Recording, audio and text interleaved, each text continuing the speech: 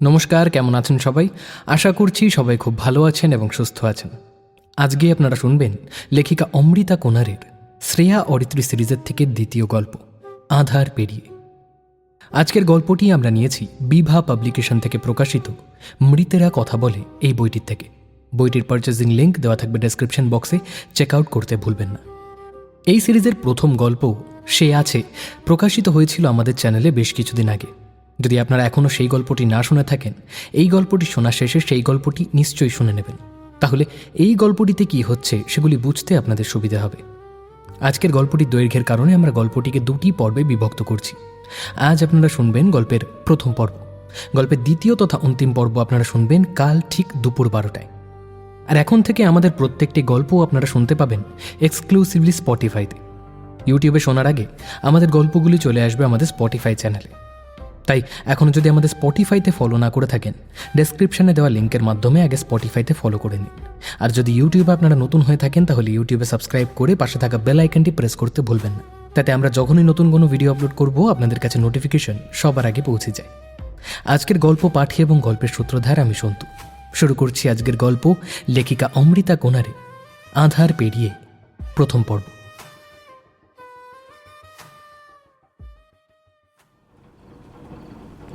চারপাশটা বড্ড ঝাপসা, অন্ধকার নেমে আসছে। কেমন যেন মনে হচ্ছে একটা ধূসর চাদর মুড়ে ফেলছে চারিদিক। সামনের দৃশ্যটা ধোঁয়াটে ধোঁয়াটে, ঠিক কি হচ্ছে বুঝতে পারছে না শ্রেয়া। সামনে শুধুই ধূসর রঙের আস্তরণ, কোথার থেকে যেন জলের ছাট আসছে। হ্যাঁ, বৃষ্টি পড়ছে তো, ভীষণ জোরে বৃষ্টি পড়ছে। তাই এমন অন্ধকার? তাই কি সামনেটা এতটা ধোঁয়াটে?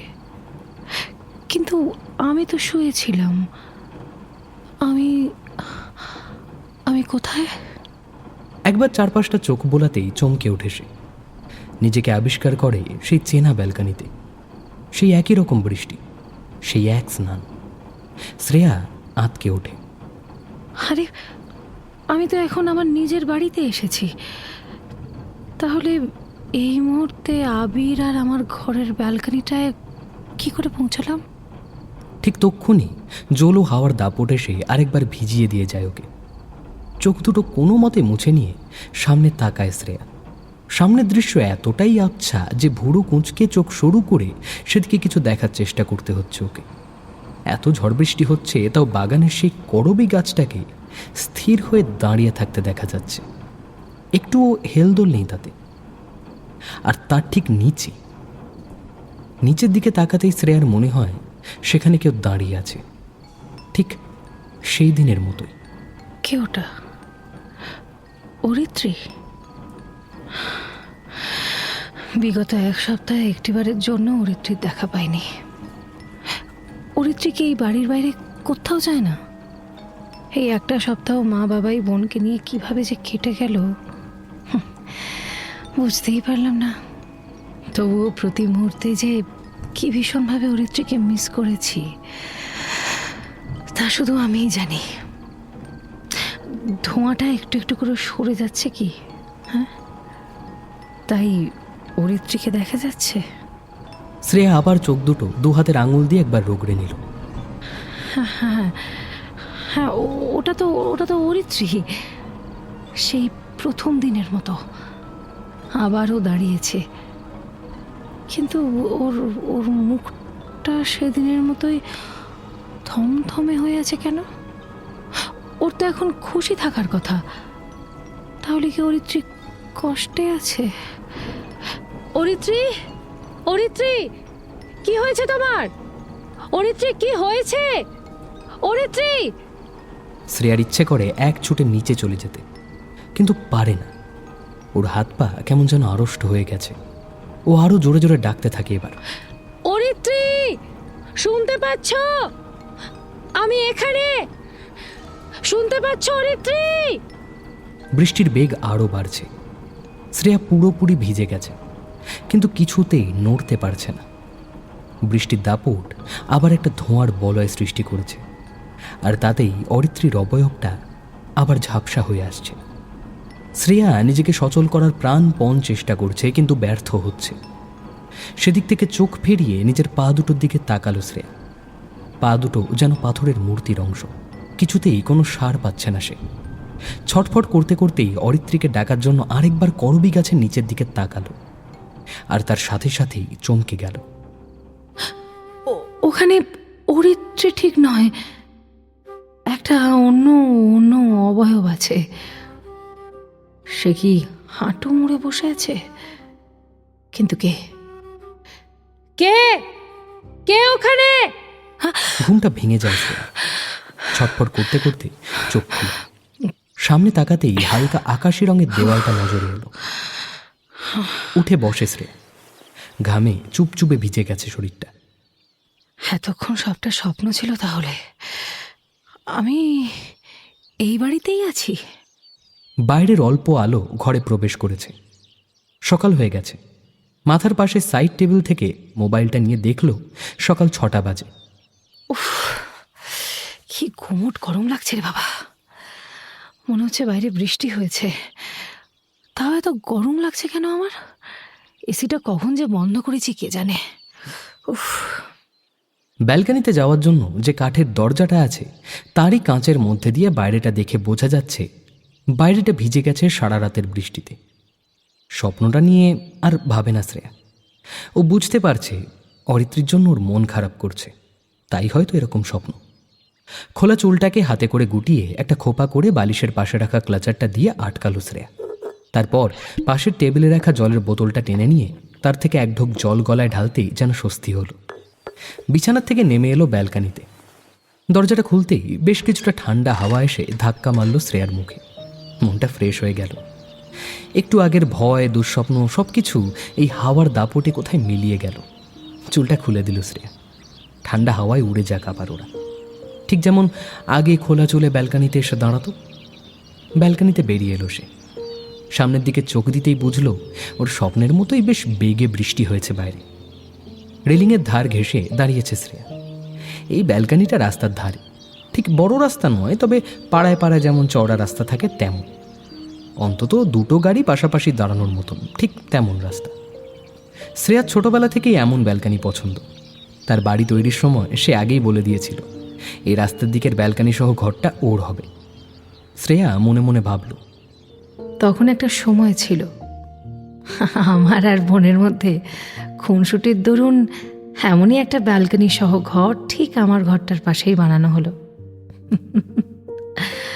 আর যেটা বোনের দখলে এলো। এই ব্যালকনিটায় দাঁড়ালে রাস্তার পুরোটা দেখা যায়। বাঁদিক থেকে বড় রাস্তার বাঁকটাও দেখা যায়, যেখান থেকে এই গলিটা ঢুকে এসেছে। আবার ডান দিকের মাঠটাও দেখা যায়, যেখানে বিকেল হলে বিভিন্ন বয়সী ছেলের দল খেলায় মত্ত হয়ে ওঠে। রাস্তায় অসংখ্য লোকজনের যাওয়া আসা দেখা যায়। আর তাই দুই বোনের এই দিকের ব্যালকনি পছন্দ। বোন নিশ্চয়ই পাশের ঘরে কুম্ভকর্ণের মতো ঘুমোচ্ছে। বেচারি কিছুতেই সকাল সকাল উঠতে পারে না। কিন্তু কতদিন? এরপর এক সময় তো বোনেরও বিয়ে হয়ে যাবে। তখন কি হবে এই দুটো ঘরের? অতিথির মতো আসবে ঘরের মালিক, আর চাতক পাখির মতো ঘরটা অপেক্ষা করবে সেই মানুষটার ফিরে আসার, পুরনো অভ্যাসে ফিরে যাওয়ার। মেয়েদের জীবনটাই ভারী অদ্ভুত। যত্ন করে মনের মতো নিজের একটা পৃথিবী গড়ে তোলে, আর তারপর একদিন এক লহমায় এই সব কিছু ছেড়ে চলে যেতে হয়। যাযাবর। হ্যাঁ, মেয়েরা যাযাবরই বটে। দুটো আস্ত বাড়ি থাকতেও কোনোটাই আর নিজের থাকে না। অথচ কত শখ করে এই ব্যালকনিটা সাজিয়েছিলাম।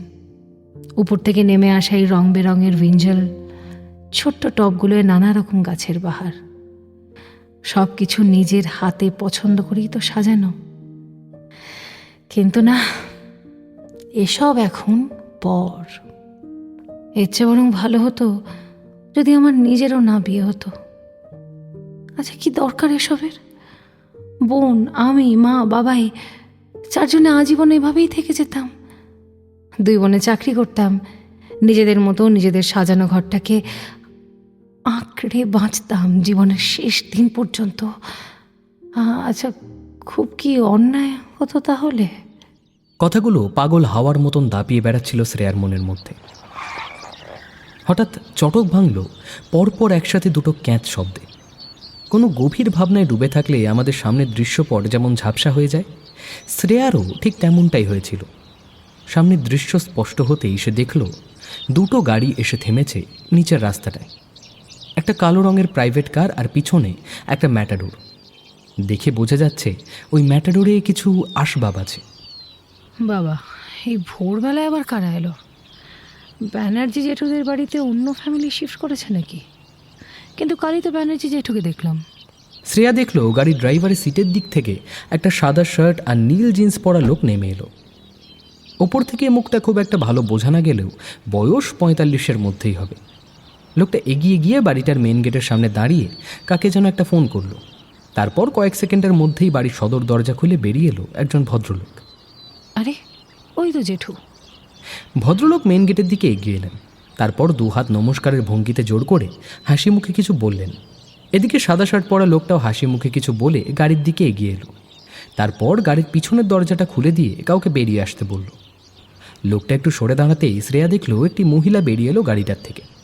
একটা গোলাপি রঙের কুর্তি আর সাদা প্লাজো পরেছে মহিলাটা। এর বয়সও 30-এর উপরেই হবে। দুজনেই এগিয়ে গিয়ে ব্যানার্জি জেঠুর কাছে গেল। ওদিকে ম্যাটাডোর থেকে মাল নামানো শুরু হয়েছে। মনে হচ্ছে ব্যানার্জি জেঠুরা ভাড়া দিচ্ছে নিচটা। কিন্তু এই কাপলকে দেখে তো বেশ বড় লোক মনে হচ্ছে। ভাড়া কেন থাকতে এলো আজও? আর তাও এত কম আসবাব নিয়ে। কথাটা ভাবতে ভাবতেই ঠক ঠক শব্দে ঘরের ভিতরে ফিরে তাকালো শ্রেয়া। ঘরের দরজার ওপাশ থেকে ভেসে আসছে শ্রেয়ার মায়ের গলা। কিরে, উঠে গেছিস মিমি? হ্যাঁ মা। তাহলে নিচে আয়, চা খেয়ে নিবি।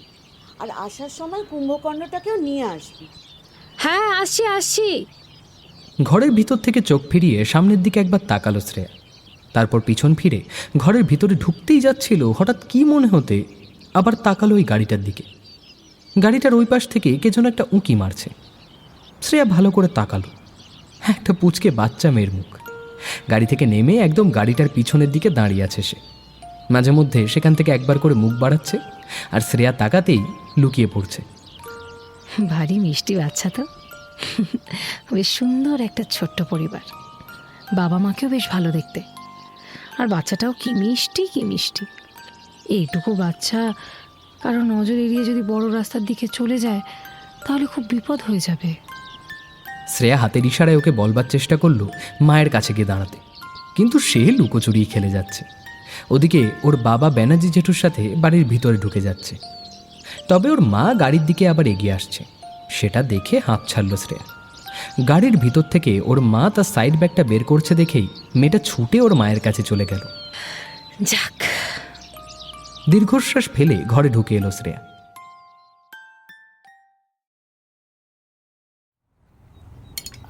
মিমি, খাবার টেবিলে বাকি তিনজনকে একবার দেখে নিয়ে শ্রেয়াকে ডাকলো ওর মা।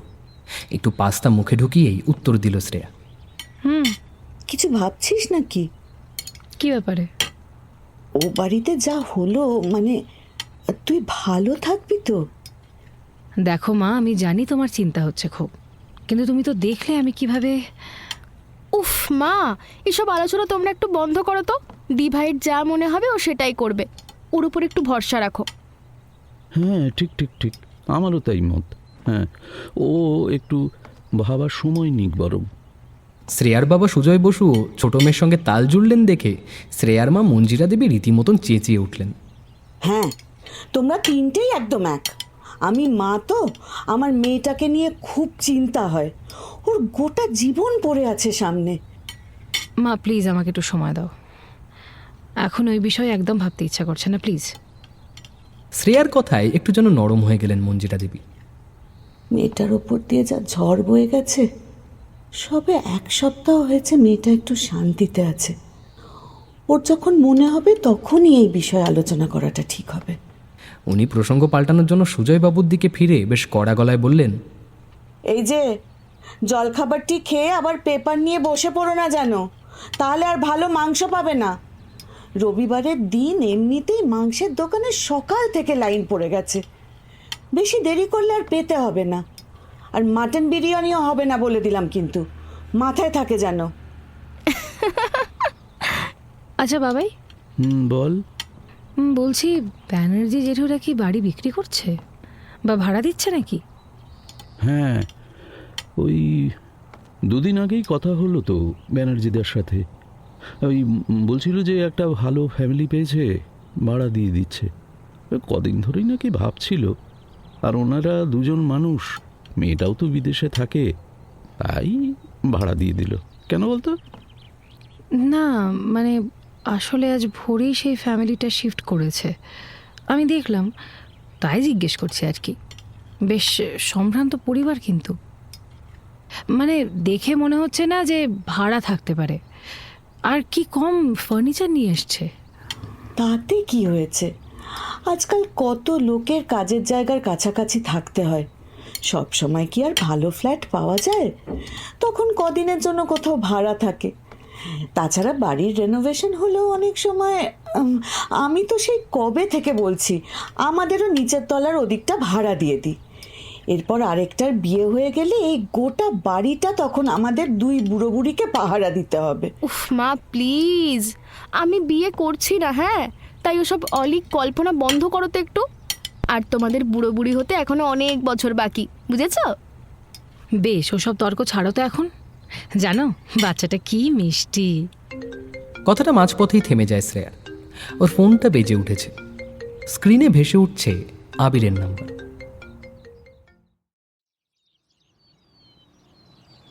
উপরের ঘরে এসে ফোনটা রিসিভ করলো শ্রেয়া। বলো, কেমন আছো? ভালো। আমি ভালো আছি আবির, অন্তত এই বাড়িতে যখন আছি জানবে আমি ভালোই আছি। বারবার তুমি এই প্রশ্নটা কেন করো বলো তো? আমি কেমন আছি সেটা জিজ্ঞেস করো না তো। 7 দিন হয়ে গেল, সত্যি ও আবিরের খবর নেয়নি। তার কারণ কিন্তু ওর প্রতি হওয়া অন্যায় নয়, বরং ওর কেমন যেন ও বাড়ির সকলের প্রতি একটা অভিমান জন্মে গেছে। হয়তো সবাই দোষী নয়, কিন্তু তারা চাইলেই অরিত্রীর মনের খবর রাখতে পারত। নিজের খেয়ালেই শ্রেয়া ঘর থেকে বেরিয়ে ব্যালকানিটা এসে দাঁড়ায়। আর অভ্যাসবশত কিংবা বেখেয়ালে চোখটা চলে যায় সামনের দিকে, ব্যানার্জি জেঠুর বাড়িটার দিকে। পাড়ায় নতুন কেউ এলে এমনটা মাঝে মধ্যেই হয়, একটা কৌতূহল জন্মায় ভিতর ভিতর। হয়তো শ্রেয়ার চোখ ওই বাচ্চাটাকে খুঁজছে। বাচ্চাদের শ্রেয়ার ভীষণ পছন্দ, আর তারাও শ্রেয়ার কাছে বেশ আনন্দেই থাকে। স্বভাবতই শ্রেয়ার দৃষ্টি গিয়ে পড়ল সামনের বাড়িটার নিচের তলার বারান্দায়। বাচ্চা মেয়েটা বসে আছে বারান্দার বড় জানলাটার সামনে গ্রিলটা ধরে। ও দৃষ্টিও শ্রেয়ার দিকেই, মুখে একটা মলিন হাসি। নিজের অজান্তেই শ্রেয়ার মুখেও হাসি ফুটে উঠল। কয়েক মুহূর্ত অপেক্ষা করে আবির বলে ওঠে, পারলে আমাকে ক্ষমা করে দিও শ্রেয়া, তবে প্রমিস করছি এবার তুমি যখন আসবে তখন সবটা অন্যরকম হবে। আর একটা বার সুযোগ দিও প্লিজ। এখন এসব কথা থাক না আবির। শ্রেয়া লক্ষ্য করলো বাচ্চাটা হাত বাড়িয়ে শ্রেয়াকে ডাকছে, ওর কাছে যেতে বলছে। শ্রেয়াও হেসে ইশারায় বোঝাতে চাইল এখান থেকে লাফ দিয়ে সে যাবে কি করে। আচ্ছা বেশ, তাহলে ওসব কথা থাক। আমরা আগের মতো কথা তো বলতেই পারি শ্রেয়া, সেই আগের মতো, আমাদের বিয়ের আগের সেই রঙিন দিনগুলোর মতো, যেমন আমরা ঘন্টার পর ঘন্টা ক্লান্ত না হয়ে কথা বলেই যেতাম। আবির, সেসব দিন চলে গেছে, আর যে দিন গেছে তা কোনোদিনও ফেরে না। সেই সময়, সেই আমেজ, সেই মন আর কখনো আসে না ফিরে। তাই কথাটা বলতে বলতেই থেমে যায় শ্রেয়া। বাচ্চাটা আর হাসছে না। এপাশ থেকে দেখে যতটুকু বোঝা যাচ্ছে তাতে মনে হচ্ছে ও খুব ভয় পেয়েছে কোনো কারণে।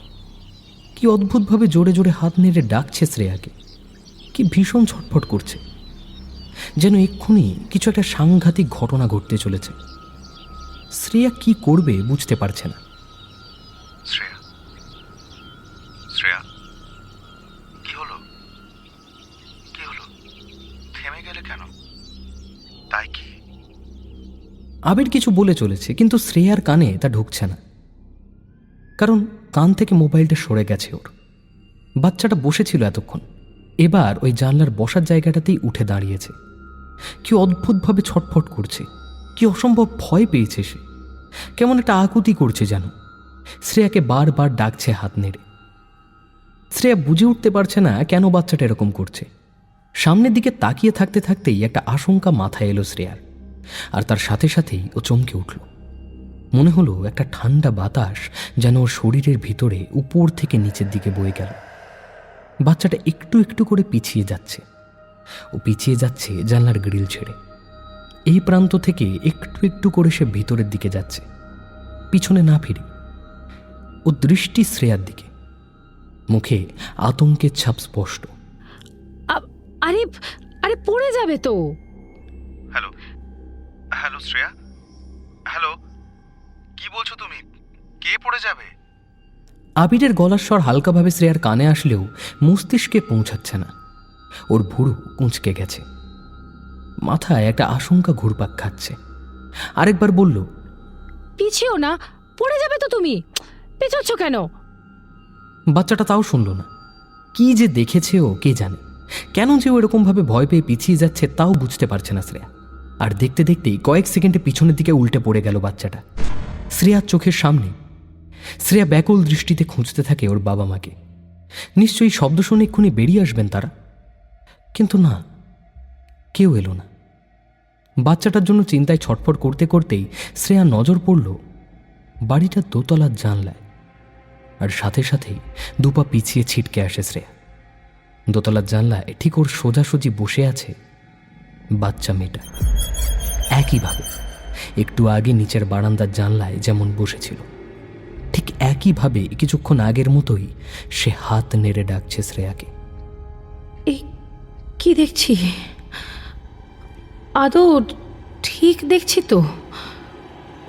একটু একটু আগেই তো বাচ্চাটাকে নিজের জানলায় দেখলাম, বাচ্চাটা পড়ে গেল, আবার উঠে উপরে জানলায় গেল কখন? এ কি? বাচ্চাটা কিন্তু এখনো হাসছে। এখনো সে দোতলার জানলা থেকে শ্রেয়ার দিকেই তাকিয়ে আছে আর হাত নেড়ে ডাকছে, যেন কিছু দেখাতে চায় শ্রেয়াকে, কিছু বলতে চায়ও। শ্রেয়ার চোখও সেদিকেই, এক দৃষ্টে তাকিয়ে আছে ওই বাচ্চাটার চোখের দিকে, যেন মন্ত্র বলে কেউ আটকে দিয়েছে ওর চোখ দুটো। আচমকাই বিস্ময় বিন্দু বিন্দু ঘাম জমিয়েছে ওর কপালে। রাস্তায় গাড়ির হর্ন, মানুষের কথা কিছুই কানে ঢুকছে না ওর। ঝিম লেগে আসছে যেন, সেই আগের মতন ঝিম লেগে আসছে শ্রেয়া। মাথাটা ধরছে আবার। হঠাৎ হাতের মোবাইলের ভাইব্রেশনটা টের পেতেই যেন চটকা ভাঙল শ্রেয়ার। থতমত খেয়ে এদিক ওদিক তাকিয়ে আবার জানলায় তাকাতেই দেখল, কই, বাচ্চাটা তো সেখানে নেই।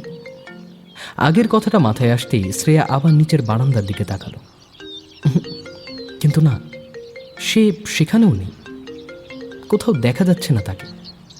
ফোনটার দিকে তাকাতেই হুঁশ ফিরল শ্রেয়ার। আবির আবার ফোন করেছে। ফোনটা রিসিভ করে কানে দিল শ্রেয়া। কি গো, কি হয়েছিল? ফোনে আমি কথা বলে যাচ্ছি, তুমি কোনো সাড়াই দিচ্ছ না। হঠাৎ কিরকম পড়ে যাবে করে চেঁচিয়ে উঠলে। আমি জিজ্ঞাসা করছি কে পড়ে যাবে, কি বলছো এসব, কিন্তু তোমার কোনো উত্তরই নেই। তখন বুঝলাম কান থেকে ফোন সরে গেছে, তাই আবার ফোন করলাম। কি হয়েছে বলো তো, কে পড়ে যাবে? হ্যাঁ, একটা বাচ্চা আবির আমার চোখের সামনেই পড়ে গেল জানলা থেকে, তারপর আবার উপরে জানলায়। কি অদ্ভুত ব্যাপার! বাচ্চা কোথায়, কি বলছো এসব? একটু ঠিক করে বলো প্লিজ, কিছুই বুঝতে পারছি না। আমাদের বাড়ির উল্টো দিকে যে বাড়িটা আছে, মানে ব্যানার্জি জেঠুর বাড়ি, মনে আছে? হ্যাঁ হ্যাঁ, ওনারা তো আমাদের বিয়েতেও এসেছিলেন। ওনাদেরই তো মেয়ে বাইরে থাকে, তাই না? হুম। হ্যাঁ, তো ওখানে কি হলো? ওই বাড়িতে নিচের তলে একটা ফ্যামিলি ভাড়া এসেছে আজ ভোরে। মা বাবা আর তাদের 5-6 বছরের ছোট্ট একটা বাচ্চা মেয়ে। ওই বাচ্চাটাই যেন আবির এই মাত্র নিচের তলার বারান্দার বড় জানলার উপরে ওই ওই বসার জায়গাটায় বসেছিল, হাসছিল, আমাকে হাত নেড়ে ডাকছিল। আমি ওর সাথে খেলার ছলে ইশারায় হাত নেড়ে বললাম যে এখান থেকে যাব কি করে। তুমি তো তখন ফোনেই ছিলে, বলো। তারপর জানো, বাচ্চাটা কেমন ভয় পেয়ে গেল, তারপর পিছিয়ে জানলার বসার জায়গাটা থেকে পড়ে গেল। আমি অস্থিরভাবে দেখছি ওর বাড়ির লোক কেউ এসে তোলে কিনা। আর তখন উপরের জানলার দিকে চোখ যায় আমার। আর জানো, বাচ্চাটাকে ওখানে দেখতে পেলাম। এই তো নিচে ছিল, পড়ে গেল। আর এই উপরে শ্রেয়া, তুমি আবার কিন্তু আগের মতো বাস্তবটাকে বুঝছো না। আচ্ছা, লেট মি ক্লিয়ার। ও তো একটা বাচ্চা, ওরা সব সময় ছটফটে দুরন্তই হয়। আর তোমারও বাচ্চা পছন্দ, বাচ্চাটারও হয়তো তোমাকে ভালো লেগেছে তাই ডাকছে, আর তুমি যাবে না বলছো বলে ওরকম লাফ দিয়েছে। ও তোমার সঙ্গে খেলছিল, ওর নিশ্চয়ই লাগেনি। বাচ্চারা এরকম অনেক পড়ে শ্রেয়া, ওরা কিন্তু খেলার মুডে থাকলে এরকম কোনো আঘাতই আঘাত বলে মনে করে না। আর তুমি হয়তো ব্যাকুল হয়ে ওই বাড়ির দিকে এদিক ওদিক তাকাচ্ছিলে, তাই খেয়াল করনি। তার মধ্যেও এই পুচকে উপরের জানলায় চলে এসেছে। কিন্তু এত তাড়াতাড়ি? শ্রেয়া, ও বাচ্চা, বাচ্চারা ছুটতে থাকলে আর দুষ্টুমের প্ল্যান করলে তোমাকেও হারিয়ে দেবে। তুমি এত ভেবো না তো। তোমাকে ডাক্তার কি বলেছিলেন? উল্টো পাল্টা কিছু মাথায় এলেই তুমি যুক্তি দিয়ে সেটাকে ভাবতে থাকবে, দেখবে আর ভুল কিচ্ছু মনে হবে না।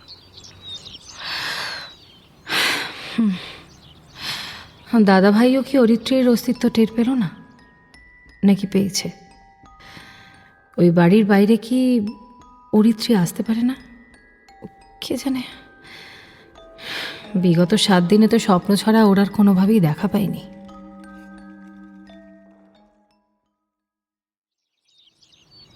সারাদিন একটা অস্থিরতা কাজ করেছে শ্রেয়ার মধ্যে। স্নান করেও শ্রেয়া একবার ব্যালকনিতে এসে দাঁড়িয়েছিল যদি বাচ্চাটাকে দেখতে পায়, কিন্তু না, আর দেখতে পেল না। ওই বাড়ির নিচের তলার কাউকেই দেখতে পায়নি শ্রেয়া। বাচ্চাটার বাবা মা সারাক্ষণ বন্ধ করে রাখে জানলাগুলো। আচ্ছা, আমি কি একটু বেশি ভাবছি? হয়তো আজকাল আমার সব কিছুতেই সন্দেহ হয়। কই, আর তো কারো কিছু মনে হচ্ছে না। ওই বাড়ির বাড়িওয়ালারাও দিব্যি আছে, আশেপাশের প্রতিবেশীরাও। শুধু আমারই এমন অদ্ভুত সব অনুভূতি হচ্ছে। নিজের মনকে বোঝানোর চেষ্টা করে শ্রেয়া। ঠিক করে যে এইসব বিষয়ে আর ভাববে না। মাথা থেকে কথাগুলো ঝেড়ে ফেলার জন্য আপাতত একটাই ওষুধ, কানে হেডফোন দিয়ে পছন্দের গান শোনা। দুপুরের খাওয়া দাওয়ার পর বিছানায় শুয়ে শুয়ে সোনু নিগমের বেশ কিছু পুরনো গান চালিয়ে দিল মোবাইলে। তারপর কানে হেডফোন গুঁজে চোখ বন্ধ করে ডুবে গেল গানের মাঝে, হারিয়ে গেল কলেজ জীবনের দিনগুলোতে। গান শুনতে শুনতে কখন যে চোখটা লেগে আসে বুঝতে পারেনি শ্রেয়া। হঠাৎ শ্রেয়ার মনে হয় কে যেন ওর পায়ের কাছে বসে আছে। একটা শীতল হাতের স্পর্শ, বেশ নরম হাত, ঠিক যেন একটা শিশু। চমকে পায়ের দিকে তাকিয়ে উঠে বসে শ্রেয়া। তাকিয়ে দেখে ওই বাচ্চা মেয়েটা বসে আছে, কাঁদছে। শ্রেয়া ভয় পেয়ে যায় রীতিমতো। কি কি হয়েছে? তুমি কাঁদছো কেন? বাচ্চাটা কোনো উত্তর দেয় না। তা ওর চোখের তলাটা এমন কালো হয়ে আছে, মনে হচ্ছে যেন অনেক রাত ঘুমায়নি সে। কি হয়েছে তোমার? তুমি এখানে এলে কি করে? বাচ্চাটা এখনো চুপ, শুধুই কেঁদে যাচ্ছে। হঠাৎ শ্রেয়ার খেয়াল হলো ওর হাতে একটা কিছু ধরা আছে, খাতার মতো। শ্রেয়া অস্থিরভাবে কাঁপা কাঁপা গলায় আরেকবার জিজ্ঞেস করল, তুমি তুমি এখানে এখানে কি করে এলে? বাচ্চাটি এবারও কথা বলে না, শুধু এইবার সে কান্না থামিয়েছে। নিজের হাতে ধরে রাখা জিনিসটা এবার শ্রেয়ার হাতে দিয়েছে, একটা আঁকার খাতা। শ্রেয়া খুলে ফেলল সেটা। প্রথম পাতাতেই একটা রঙিন ছবি, একটা বাচ্চা মেয়ে, একটা মহিলা আর একটা লোক। তারপর পরের পাতায় অনেকগুলো পাতায় একই ছবি, কোনোটায় সবার মাথায় টুপি, আর তার পরের একটা ছবিতে বাচ্চা মেয়েটা আর মহিলাটার ছবি। ওদের ছবি দেখে মনে হচ্ছে ওরা কাঁদছে। ওদের চোখ থেকে গালের দিকে আকাশি রঙের ডট, যেন চোখ দিয়ে জল পড়ছে। তার পরের একটা পাতায় আবার মহিলা আর লোকের ছবি, আর তার পরের পাতায় আবার মহিলা, লোকটা আর বাচ্চাটার ছবি। কিছুই বুঝতে পারছে না শ্রেয়া, কি হচ্ছে এসব। পরের পাতাটা যখন উল্টাতে যাবে ঠিক তখনই মনে হলো একটা ঝাঁকুনি খেল সে। কি রে মিমি, সন্ধ্যে 7টা বেজে গেল। ওঠ, চা খাবি না নাকি? এত ঘুমোচ্ছিস কেন আজ বলতো? মায়ের গলা শুনে ধরফর করে উঠে বসলো শ্রেয়া। বসেই এপাশ ওপাশ তাকিয়ে খুঁজতে থাকে সেই বাচ্চাটাকে। কি খুঁজছিস? কানের হেডফোন আর মোবাইল তো, ওটা কাঁধে দিয়েই এমন ঘুমোচ্ছিলিস যে এত ডাকছি নিচ থেকে তাও সাড়া নেই। সেটা কান থেকে খুলে নিতেও দেখি মেয়ের ঘুম আর ভাঙে না, তারপর ঝাঁকুনি দিয়ে ঘুম ভাঙাতে হলো। কতবার বলেছি কানে হেডফোন লাগিয়ে শুবি না। কোন দিন যে কি হবে, কোনো কথা কানে দিলে তো হয়। 7টা বেজে গেছে। উফ, কিভাবে যে এরকম ঘুমোলাম গভীরভাবে। উল্টোপাল্টা স্বপ্নও দেখলাম। উফ, গভীর বলে গভীর, ওই সামনের বাড়ির সবিতা দিয়ে এসেছিল। নিচ থেকে এত ডাকলাম তাও সাড়া দিলি না। ব্যানার্জি জেঠিমা? কেন? কেন আবার কি, আগে তো প্রায় আসতো। আজ অবশ্য আমাদের নেমন্তন্ন করতে এসেছিল। কাল ওদের বিবাহ বার্ষিকী রে, তাই মেয়ে জামাই জোর করেছে যে কয়েকজনকে নিয়ে ছোট গেট টুগেদার করতে হবে। ওরা সব কিছুর ব্যবস্থা করে দিয়েছে ফোনে।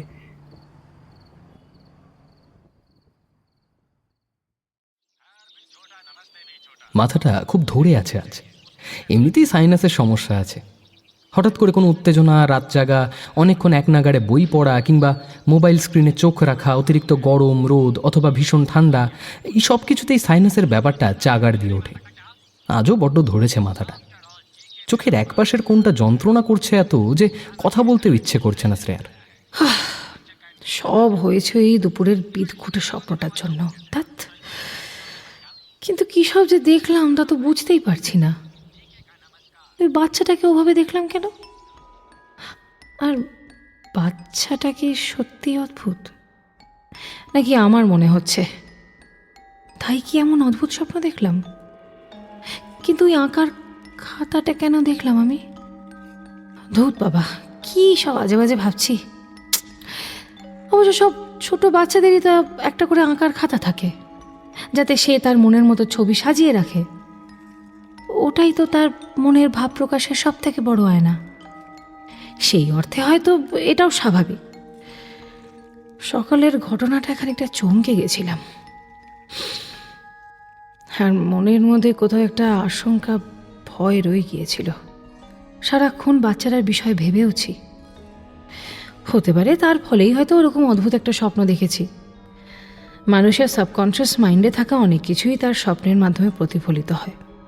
এমনটাই তো হয়। আমার ক্ষেত্রেও কি তাই হয়েছে? স্বপ্নটা কি শুধুই আমার দুশ্চিন্তার প্রতিচ্ছবি, একেবারেই অর্থহীন, নাকি অর্থ আছে? নে নে, এই নে, চাটা খেয়ে নে তো, মাথা ধরাটা একদম ছেড়ে যাবে দেখিস।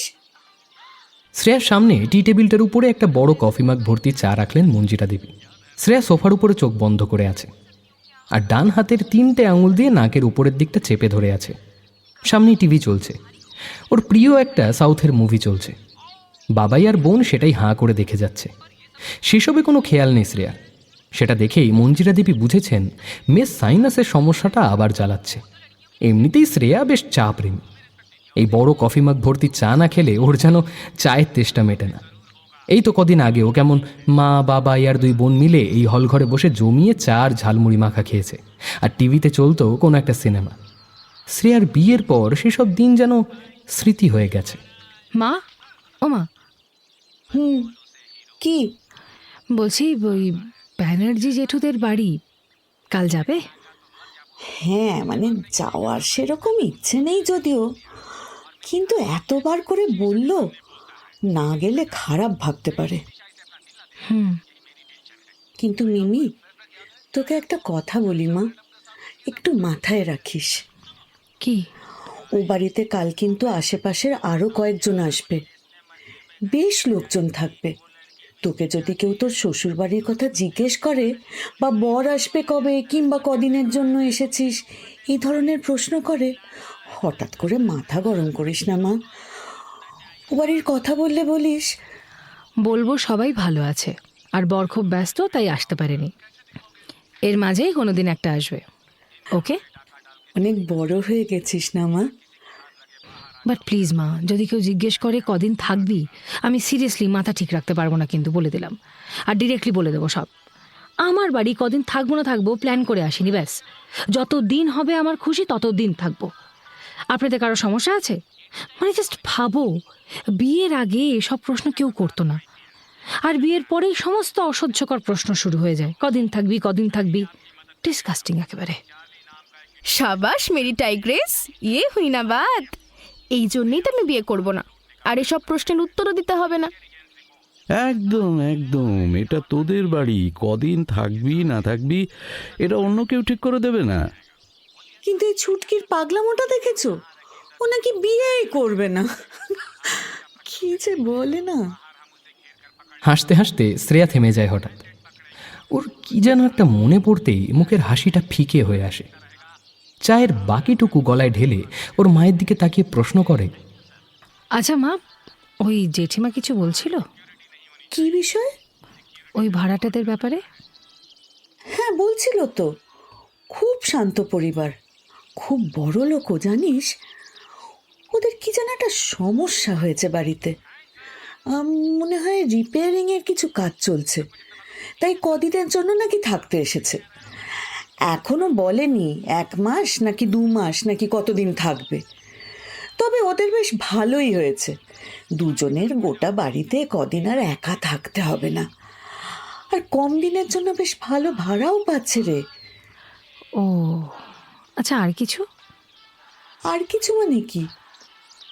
ওই ভাড়াটেদের ব্যাপারে বিশেষ কিছু কথা হয়নি। ও তো নিজের মেয়ে জামাইয়ের কথাই বলছিল বেশি। কিন্তু কেন বলতো? না, এমনি।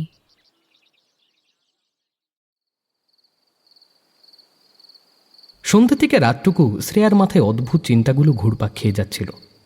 রাতে শুতে যাওয়ার আগে আবার এসে দাঁড়ালো শ্রেয়া ব্যালকানিটায়। স্ট্রিট লাইটগুলো জ্বলছে ঠিকই, কিন্তু সেই আলোর নিচে কোনো মানুষ নেই। কয়েকটা কুকুর কে জানে কেন বেশ চেঁচাতে চেঁচাতে এদিক থেকে ওদিক ছুটে গেল, শুধু মাঠের দিকটায় গেল। হয়তো বেপাড়ার কুকুর এসেছে কোনো, তাই নিজেদের এলাকা বোঝাতে দল বেঁধে ছুটে গেল। শ্রেয়ার নজর যেন চুম্বকের মতন টেনে নিল সামনের বাড়িটার নিচের তলার জানলাগুলো। ওগুলো বন্ধ ঠিকই, কিন্তু একটা আলোর রেখা বেরিয়ে আসছে ফাঁক গলে। শ্রেয়া একটা দীর্ঘশ্বাস ফেলে সেদিক থেকে চোখ ফেরাতেই আবার এক ঝটকায় সেই জানলাটার দিকে ফিরে তাকালো। একটা চরম অস্বস্তি হলো ওর। মনে হলো কেউ যেন এক দৃষ্টে তাকিয়ে আছে ওর দিকে। শ্রেয়ার কৌতূহলী চোখ দুটো অস্থিরভাবে খুঁজতে লাগলো কাউকে, কিন্তু না, সেভাবে কাউকেই শ্রেয়া দেখতে পেল না। কিন্তু রাস্তার দিকে চোখ যেতেই একটা অদ্ভুত বিষয় চোখে পড়ল শ্রেয়ার। রাস্তায় একটু আগেই পাড়ার যে কুকুরগুলো ছুটে মাঠের দিকে গেছিল তাদের মধ্যেই একজন দাঁড়িয়ে আছে, ঠিক শ্রেয়াদের বাড়ি আর ব্যানার্জি জেঠুদের বাড়ির মাঝখানটায়। কুকুরটা একভাবে তাকিয়ে আছে সামনের বাড়িটার দিকে। ও দৃষ্টি দেখে মনে হচ্ছে ও কিছু একটা দেখছে সামনের বাড়ির নিচের তলার বারান্দায়। ঠিক কেন জানে না, কিন্তু একটা অজানা ভয়ে হাত পা ঠান্ডা হয়ে এলো শ্রেয়ার। ঘরে ঢুকে এসে ব্যালকানির দরজাটা ভালো করে বন্ধ করে দিল শ্রেয়া। পর্দাটাও ফেলে দিল তার উপর। ঘরের হালকা আলোটা জ্বালিয়ে বিছানায় এসে শুয়ে পড়ল। মাথায় অদ্ভুত সব চিন্তা ঘুরপাক খাচ্ছে। এসিটা চালিয়ে দিয়ে একটা পাতলা চাদর গায়ে টেনে নিল শ্রেয়া। চোখ বন্ধ করে পাশবালিশটাকে জড়িয়ে পড়ে আছে। ঘুমানোর চেষ্টা করছে, কিন্তু পারছে না। মাথাটা ভীষণ অ্যাক্টিভ হয়ে আছে। হিজিবিজি একগাদা ভাবনা চিন্তারা যেন ছুটোছুটি লাগিয়ে দিয়েছে। মনে মনে শ্রেয়া 100 থেকে 1-এর দিকে গুনতে শুরু করলো। 100, 99, 98, 97, 96, 95। সেই ব্যালকানিটায় আবার এসে দাঁড়িয়েছে শ্রেয়া। আবির আর ওর ঘরের ব্যালকানিটায়, সামনে সেই বাগানটা। চারিদিক অন্ধকার। এখন রাত। চাঁদের হালকা আলো এসে পড়েছে বাগানটার উপর। দিনের বেলার মতন স্পষ্ট না হলেও সামনেটা মোটামুটি দেখা যাচ্ছে। শ্রেয়ার নজর চলে গেল করবি গাছটার দিকে। চাঁদের স্নিগ্ধ আলোটা কেমন অদ্ভুতভাবে এসে পড়েছে গাছটার মাথার উপর। যেন সারা বাগানের থেকে ওখানেই সব থেকে বেশি আলো পড়েছে। স্বাভাবিকভাবে যে কারোর দৃষ্টি ওদিকেই চলে যাবে। গাছটার উপরে এত আলো, অথচ পাতার ফাঁক দিয়ে কত কম আলো প্রবেশ করছে গাছের নিচটায়। সেখানে আবার কেউ বসে আছে হাঁটু মুড়ে। না, এ তো অরিত্রী নয়। হঠাৎ শ্রেয়ার মনে হলো অবয়বটা নড়ছে। হাঁটু মুড়েই ওভাবেই সে একটু একটু করে এগিয়ে আসছে। ভয়ে সেদিক থেকে চোখ ফিরিয়ে নেয় শ্রেয়া, আর সাথে সাথেই ও নজর পড়ে ব্যালকনির চেয়ারটার দিকে। ওটার উপরে কিছু রাখা আছে, একটা খাতা। শ্রেয়া দুপা এগিয়ে এসে চেয়ারের উপরে রাখা খাতাটা দেখে চমকে যায়। সেই আঁকার খাতা। কাঁপা কাঁপা হাতে খাতাটা তুলে নিয়ে খুলে ফেলল শ্রেয়া। সেই একই ছবি, তবে এবার ভিতরে আরও কয়েকটা ছবি এসেছে। প্রথমে 3 জনের ছবি, বাবা, মা আর বাচ্চা। তারপর আবার তাদের ছবি, মাথায় ছাতা, টুপি দেওয়া। তারপর একটা বিশাল বাড়ির ছবি, 3 তলা বাড়ি, সামনে বেশ বড় বাগান। এই ছবিটা আগে দেখেনি শ্রেয়া। এর পরের পাতায় আবার 3 জনের ছবি, 3 জন হাসছে। কোনো খেলার মাঠের ছবি, যেখানে অনেক বাচ্চা খেলা করছে। এর পরের ছবিতে আবার সেই কান্নার ছবি, বাচ্চাটা আর মহিলাটা।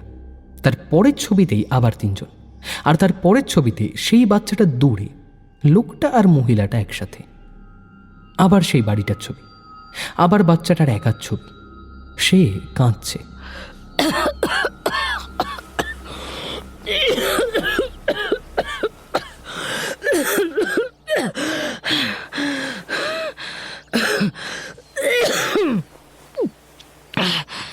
এক ঝটকায় উঠে বসে শ্রেয়া। গলা শুকিয়ে গেছে, প্রচণ্ড কাশি হচ্ছে। পাশে হাতড়ে জলের বোতল থেকে একটু জল খেয়ে মোবাইলে টাইম দেখল।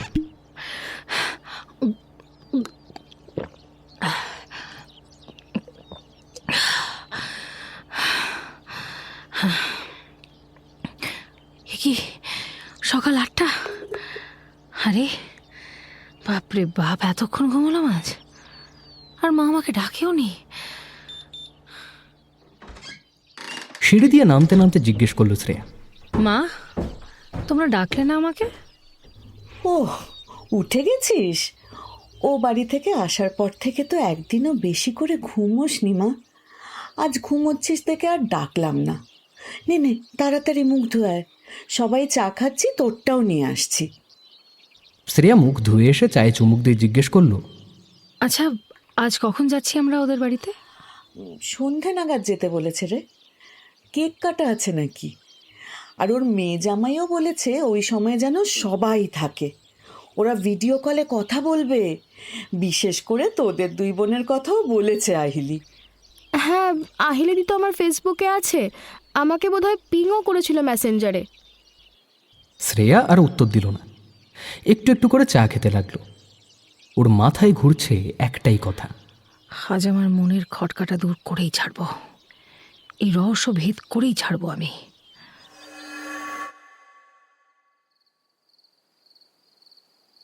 সন্ধে 6:30, সবাই রেডি হচ্ছে, কিন্তু শ্রেয়া এখনো রেডি হয়নি। শ্রেয়ার মাথায় ঘুরপাক খাচ্ছে ওখানে যাওয়ার পর কি করবে সেসব বিষয়। শ্রুতি আর মঞ্জিরা দেবী তৈরি হয়ে গেছেন। শ্রেয়া আর ওর বাবা এখনো তৈরি হয়নি দেখে একচোট চেঁচিয়ে নিলেন তিনি। শ্রেয়াকে ভালো একটা শাড়ি বের করে বললেন, এই নে মিমি, এইটা পর। আর তোর স্লিক গয়নাগুলোর মধ্যে যেগুলো আছে না, সেরকম কিছু পরিস। ধর, শাড়ি কে পরবে? মা প্লিজ, ভাল লাগে না এরকম গিন্নি গিন্নি সাজতে। আমার একদম ইচ্ছা করছে না এখন। বিয়ে হয়েছে, বিয়ের পর মেয়েরা একটু সাজে রে মিমি, একটু সাজে। এই দি ভাই, শোন না, তুই ছাড় না মায়ের কথা। এই দেখ, সেবার ওই প্যান্টালুন্স থেকে আমি আর তুই যে ম্যাচিং কুর্তি লেগিংসটা কিনেছিলাম, আরে ওই এক্সক্লুসিভ সেটটা রে, আমি ওটা পরেছি। তুইও ওটাই পর না রে, সেই আগের মতো ম্যাচিং ম্যাচিং। হাসতে হাসতে দরজার দিকে ঢুকে এসে শ্রেয়ার আলমারি থেকে একটা পার্পল কালারের সুন্দর কাজ করা কুর্তি বের করলো শ্রুতি। একদম একদম। আরে ওসব শাড়ি টাড়ি পরিস না তো মিমি। হ্যাঁ, শাড়ি পরলে কেমন যেন একটা বড় বড় লাগে। মানে বড় মানে? এই যে তোমার মেয়ের বিয়ে হয়ে গেছে, সেটা খেয়াল আছে তো? আরে ঠিক আছে ঠিক আছে, হ্যাঁ, তাতে কি, ও তো আমার কাছে ছোটই। হ্যাঁ হ্যাঁ, এই তো দারুণ। হ্যাঁ, এইটা পড়ে নে তোমার। হ্যাঁ, তোর মায়ের কথা শুনে ওসব আদিকালের মতো সাজিস না। চোখ টিপে মুচকি হেসে শ্রেয়ার হাতে কুর্তিটা ধরিয়ে দিয়ে চুপচাপ ঘর থেকে বেরিয়ে গেলেন সুজয়বাবু। উনি জানেন এইবার ঝড় ধেয়ে আসবে, আর সেই মতোই তার পিছু মঞ্জিরা দেবীও বেরিয়ে গেলেন হাঁকতে হাঁকতে। হ্যাঁ হ্যাঁ, আদিকাল। মাও এক সময় ওই বয়সে ছিল। তোমাদের জন্য করতে করতে তার আদিকাল হয়ে গেছে। সব কটা পড়েছিলে আমার পাল্লায়, তাই এই যাত্রায় উতরে গেছো, মনে রেখো। একেবারে রেডি হয়ে বেরোতে সন্ধে 6:30 বেজে যায় শ্রেয়াদের। ব্যানার্জি জেঠুদের বাড়িটার সামনে আসতেই কেমন একটা উত্তেজনা আবার কাজ করে শ্রেয়ার মধ্যে। সামনের বারান্দা দিয়ে ঢুকেই সামনে হলঘর আর তার দুই পাশে দুটো ঘর। হলঘর পেরিয়ে পিছনের দিকে একটা বাগান। সেই বাগানে ছিমছাম সাজিয়ে একটা গেট টুগেদারের আয়োজন করা হয়েছে। কিন্তু পিছনের বাগানে যাওয়ার আর একটা রাস্তা আছে। বাড়ির ডান দিক দিয়ে বাড়ির বাউন্ডারির ভেতর দিয়ে একটা বাঁধানো জায়গা, সেখান দিয়ে যেতে হবে সবাইকে। সেদিক দিয়ে যেতে যেতেও বারবার শ্রেয়া নজর চলে যাচ্ছিল বাড়ির নিচের তলার সামনের বারান্দাটায়। পিছনের বাগানটায় পৌঁছাতেই ওরা বুঝতে পারল কেক কাটা হয়ে গেছে, আর এটাও বুঝতে পারে যে সবার শেষে ওরাই এসেছে। বেশ ছিমছাম করে ডেকোরেশন করা হয়েছে। খাবারের জন্য বাফেট সিস্টেম, আর পাড়ার লোকজন প্রায় সকলেই উপস্থিত রয়েছে, সাথে ব্যানার্জি জেঠুদের জনা কয়েক আত্মীয়। সবাইকে কেকের টুকরো আর কোল্ড ড্রিঙ্কস সার্ভ করে দিচ্ছে ক্যাটারিংয়ের দুটো মেয়ে। শ্রেয়ারা ঢুকতেই ওদের কাছে হাসতে হাসতে এগিয়ে এলেন সবিতা ব্যানার্জি, অর্থাৎ শ্রেয়াদের ব্যানার্জি জেঠিমা। লাল পাড়ের ঘিয়ে রঙের একটা কোরিয়াল শাড়ি পরেছেন তিনি, সাথে কিছু সোনার গয়না। আর গেস্টদের সাথে হেসে হেসে কথা বলতে দেখা গেল প্রবাল ব্যানার্জিকে। গরদের পাঞ্জাবি আর ধুতিতে তাঁরও গিন্নির মতোই পারফেক্ট সাজ। আর বলো না, এই যে আমার মেয়ে দুটো, ওদের জন্যই দেরি। শ্রেয়াদের দেখে ব্যানার্জি জেঠু এগিয়ে এলেন। পাড়ার আর কয়েকজন কাকিমা জেঠিমা যারা ছিলেন তারাও একে একে কিছু না কিছু প্রশ্ন করতে শুরু করলেন।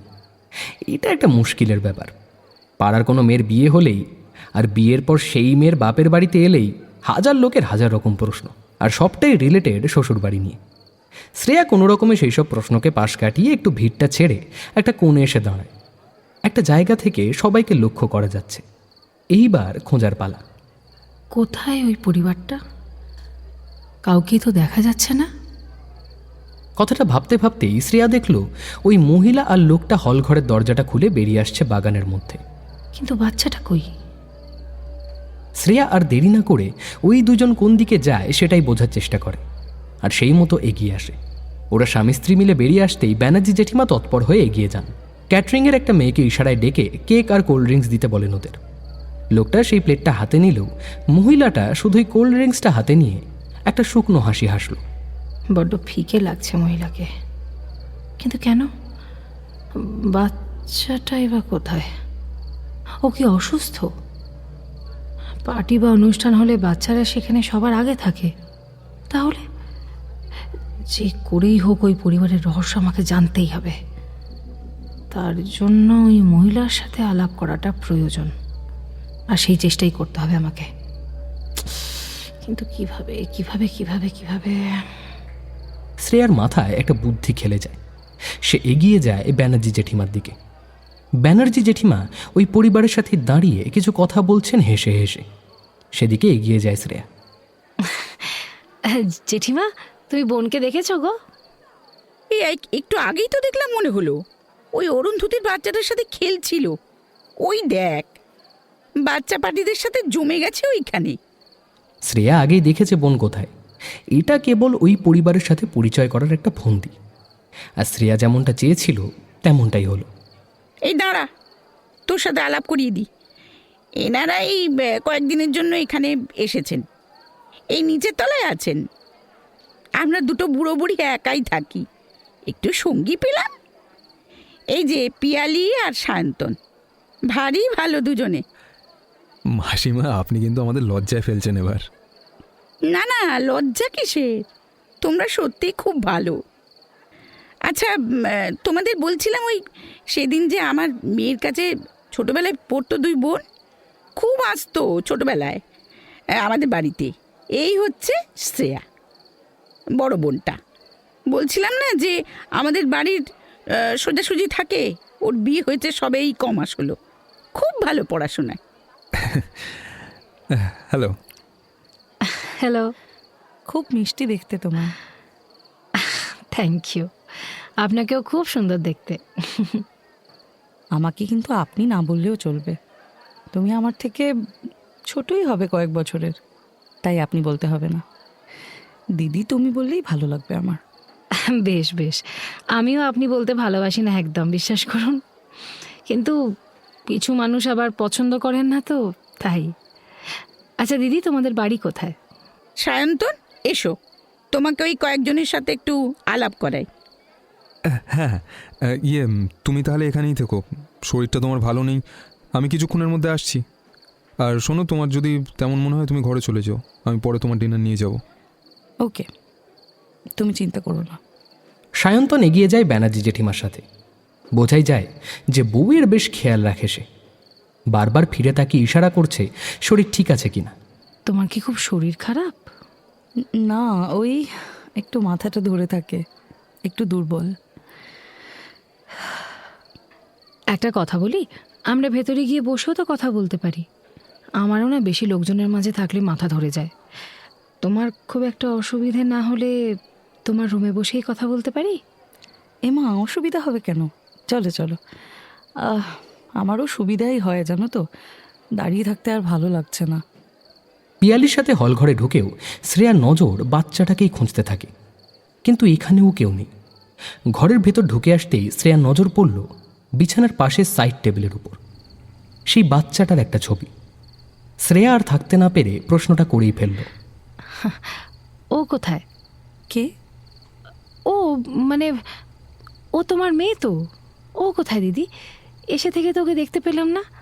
খুব মিষ্টি বাচ্চা তোমার। শ্রেয়ার কথায় উত্তর না দিয়ে ছবিটার দিকে এগিয়ে যায় পিয়ালি। বিছানায় বসে ছবিটা হাতে নিতেই চোখ ভিজে এলো তার। আমার মেয়ে পিহু। ওকে আর দেখতে পাবে না শ্রেয়া। আসলে 6 মাস হলো ও আমাদের ছেড়ে চলে গেছে। মাত্র 6 বছরের ছোট্ট মেয়েটা আমার ছাদ থেকে পড়ে গেছিল জানো।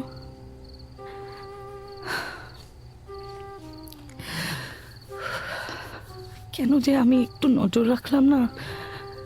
এত ঘুম আমার এসেছিল সেদিন। কি? শ্রেয়ার পা দুটো টলে গেল যেন, মাথাটা ঘুরে গেল মনে হচ্ছে। এটা কি করে সম্ভব? বাচ্চাটা মারা গেছে। আমি তো ওকেই দেখেছি কাল। তাহলে নিজেকে সামলাতে শ্রেয়া পাশে রাখা চেয়ারটায় বসে পড়ে, আর ঠিক তক্ষুনি ও দৃষ্টি যায় খাটের উপর। পিয়ালির ঠিক পিছনেই দাঁড়িয়ে আছে বছর 6 পিহু। কাঁদছে, ও ফুপিয়ে ফুপিয়ে কাঁদছে ওর মায়ের পিছনে দাঁড়িয়ে, আর ওর দৃষ্টি শ্রেয়ার দিকে। চমকে ওঠে শ্রেয়া, চিৎকারও করতে পারছে না। ও ঠোঁট দুটো যেন কেউ সেলাই করে দিয়েছে, কিন্তু মাথার মধ্যে কয়েকটা কথা ঘোড়ার মতন ছুটছে। এই বাচ্চাটা এক্ষুনি এখানে এলো কোথা থেকে? ও ও মারা গেছে। তাহলে আমি আমি কি করে ওকে দেখেছি কাল থেকে? অরিত্রীর মতো ওকেও আমি দেখতে পাই। সেদিনের সেই স্বপ্নটা যা আমি পরপর দুবার দেখেছি। অরিত্রী আমাকে কিছু বলতে চাইছে। অরিত্রী ছাড়াও ওই করবী গাছের নিচে কে যেন হাঁটু মুড়ে ছিল না? না না না না না, হাঁটু মুড়ে নয়। ওটাই তো ওর উচ্চতা। ওটা একটা বাচ্চা ছিল, ওটা পিহু ছিল। উফ, আমি আর ভাবতে পারছি না। শ্রেয়ার গায়ে কেমন কাঁটা দিয়ে উঠছে, সাথে একটা চাপা কষ্টও হচ্ছে। কয়েক মিনিট চুপ করে রইল সে। নিজেকে ধাতস্থ করতে সময় লাগলো, কিন্তু পিহু এখনো দাঁড়িয়ে আছে ওর মায়ের ঠিক পিছনে। অথচ পিয়ালি বুঝতেও পারছে না। জানো শ্রেয়া, ও বাড়ি থেকে এই জন্যই সায়ন্তন আমাকে কদিনের জন্য এখানে নিয়ে এসেছে। ওই বাড়িতে থাকতে থাকতে আমি নাকি অসুস্থ হয়ে যাচ্ছি। আসলে না, আমি কিছু ভুলতে পারছি না। খালি মনে হতো ওই ঘরগুলো, ওর ছুটে বেড়ানো, বাগানে খেলে বেড়ানো, আর ওই ছাদ থেকে পড়ে যাওয়ার।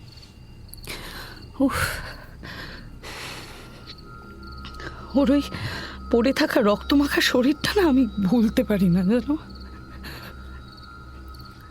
কোন মা সহ্য করতে পারে বলো ওই দৃশ্য? আচ্ছা, পিহুর কোনো আঁকার খাতা আছে? হ্যাঁ আছে, কিন্তু তুমি তুমি কি পিহুর কথা কি ভুলতে পারা সম্ভব দিদি? তুমি ওকে না ভুলেও বাঁচতে পারো। ওর জন্য তোমার শরীর খারাপ হতে পারে না, বরং ওর জন্যই তোমাকে বাঁচতে হবে। তোমার কিছু হয়ে গেলে কি পিহুর খারাপ লাগতো না? সব বাচ্চাদেরই আঁকার খাতা থাকে একটা। পিহুকে দেখেই মনে হয় ও খুব হাসি খুশি আর ব্রাইট একটা মেয়ে, তাই ওর আঁকার খাতা দেখতে ইচ্ছে হলো একবার।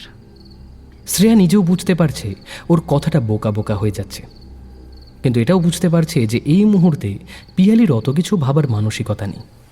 পিয়ালি একটু উঠে এসে দেওয়ালে আটকানো একটা ছোট্ট বুকশেলফ থেকে একটা আঁকার খাতা বের করে এনে শ্রেয়ার হাতে দিয়ে বলল, এই দেখো, এই দেখো, খুব সুন্দর আঁকতো জানো। সব সময় নতুন নতুন কালার চাই ওর। ও যখন 2.5 বছর বয়স তখন ঘরের মেঝেতে আঁকি বুকি কেটে একেবারে ভরিয়ে রাখতো। তারপর একটু বড় হতেই ওকে এই এই খাতাটা কিনে দিয়েছিলাম। দেখো দেখো কি সুন্দর কি সুন্দর রেখেছে। খাতাটা হাতে নিয়ে শ্রেয়া আবার পিহুর দিকে তাকায়। ও যে শ্রেয়াকে কিছু বলতে চায় সেটা শ্রেয়া বুঝেছে, আর সেই রহস্য যে এই আঁকার খাতার মধ্যেই আছে তাও শ্রেয়া বুঝেছে। পিহুর দিকে তাকাতেই শ্রেয়া লক্ষ্য করে ও কান্না থামিয়েছে। ওর মুখে একটা হালকা হাসি ফুটেছে। শ্রেয়া ওর দিক থেকে চোখ ফিরিয়ে খাতাটা খুলল। খাতার প্রথম পাতার দিকে তাকাতেই অবাক হয়ে যায় শ্রেয়া। পাতার পর পাতা উল্টে দেখে এসব আঁকা তার আগেই দেখা। বাড়িতে ছবিটায় চোখ আটকে যায় শ্রেয়ার। শ্রেয়াকে ওই পাতার দিকে তাকিয়ে থাকতে দেখে পিয়ালি একটা দীর্ঘশ্বাস ফেলে বলে, ওটা আমাদের বাড়ি। আর ওই ছাদ থেকে। আচ্ছা, তোমাদের আর কেউ থাকে ওখানে? না, আর থাকে না কেউ। ও, আর তোমার বাবা মা? না, বিয়ের পরেই আর এ তরফেরও কেউ ছিল না। কি রে, তুই এখানে? আর তোকে মা বাবাই খুঁজে ওদিকে হয়রান হচ্ছে। হঠাৎ করেই শ্রুতি এসে উপস্থিত হয় দরজার বাইরে। শ্রুতির আচমকা উপস্থিতিতে খানিকটা থতমত খেয়ে যায় শ্রেয়া। পিয়ালিও কিছু বলতে যাচ্ছিল, সেটাও মাঝপথে থেমে গেল। আর এদিকে আঁকার খাতাটা বারবার দেখেও শ্রেয়া কিছুই বুঝতে পারল না যে কি বলতে চাইছে পিহু ওকে। কি আছে এই আঁকার খাতার পাতায়? ওর ওই হাত ছেড়ে যাওয়া হতে পারে, কিন্তু ওটার অর্থই বা কি? শ্রুতি না এলে পিয়ালিকে এই প্রশ্ন করা যেত, আর সাথে এই পরিবারের ইতিহাসটাও জানা দরকার, না হলে বোঝাই যাচ্ছে না কি বলতে চাইছে পিহু। পিহুর কথাটা মাথায় আসতেই শ্রেয়া পিয়ালির পিছন দিকে একবার তাকালো, কিন্তু ওখানে এখন আর পিহু নেই। তুমি পিয়ালিদি? জেঠিমা বলছিল তোমার কথা। কি সুন্দর দেখতে গো তোমায়। তোমরা দুই বোনও ভারী মিষ্টি দেখতে। ওদের কথার মাঝেই শ্রেয়া পিহুর আঁকার খাতাটা পাশের টেবিলের নিচে ঢুকিয়ে দিল। এই তোমরা কি কিছু সিরিয়াস ব্যাপার নিয়ে আলোচনা করছিলে নাকি? তোমাদের মুখটা কেমন থমথমে লাগছে। আমি একটু বেশি কথা বলে ফেলি, তাই কিছু না ভেবেই। Anything serious? না না, তেমন কিছু না, আমি তোকে পরে বলবো। এখন তুই যা, আমরা একটু পরে। ও সবাই এখানে? আমার মনে হয় ডিনারটা এবার সেরে নেওয়া দরকার। আপনাদের দুই বোনকে আপনাদের মা খুঁজছেন মনে হলো। হাসি মুখে ঘরে ঢুকে এলো সায়ন্তন। হ্যাঁ, সেই ভালো, ডিনারটা সেরে নেওয়া যাক। এই কি হলো, তোমার শরীর খারাপ লাগছে আবার নাকি? না না, কিছু হয়নি, আমি একদম ঠিক আছে, চিন্তা করো না। কথাটা বলেই একটু উঠতে গিয়ে আবার বিছানায় ধপ করে বসে পড়ল পিয়ালি। দেখলে তোমার শরীরটা ঠিক নেই একদম। আমি ডিনার ঘরে নিয়ে আসছি, তুমি একদম বাইরে যাওয়ার চেষ্টা করবে না। পিয়ালির শরীরটা সত্যি কেমন খারাপ হয়ে গেল, এতটা দুর্বল ভাবতে পারেনি শ্রেয়া। পিয়ালিদির কি হয়েছে? না না, সেরকম কিছু না, আসলে প্রচুর স্ট্রেস নেয়, ডিপ্রেশন, এইসব থেকেই শরীরটা খারাপ। বারবার বিপি লো হয়ে যায় আর বড্ড উইক। উফ, বলছিলাম না, আমার শরীরটা তেমন আজকাল ভালো থাকে না। আসলে মন ভালো না থাকলে কি করে আর। তুমি আবার এসব কথা বলতে বসলে? চলো তুমি চেঞ্জ করে হালকা কিছু পরে নাও আগে। আমরা বাইরে যাচ্ছি, তোমার ডিনার আমি নিয়ে আসছি। শ্রেয়া বুঝলো আজ আর কোনোভাবেই পিয়ালির থেকে কিছু জানা সম্ভব নয়। সেক্ষেত্রেই আবার সুযোগের জন্য অপেক্ষা করতে হবে ওকে। কিন্তু পিহু চাইছিল শ্রেয়া ওর আঁকার খাতাটা দেখুক। শ্রেয়া দেখলও সেটা, তবুও তো কিছুই বুঝতে পারল না ওই ছবিগুলোর কি মানে।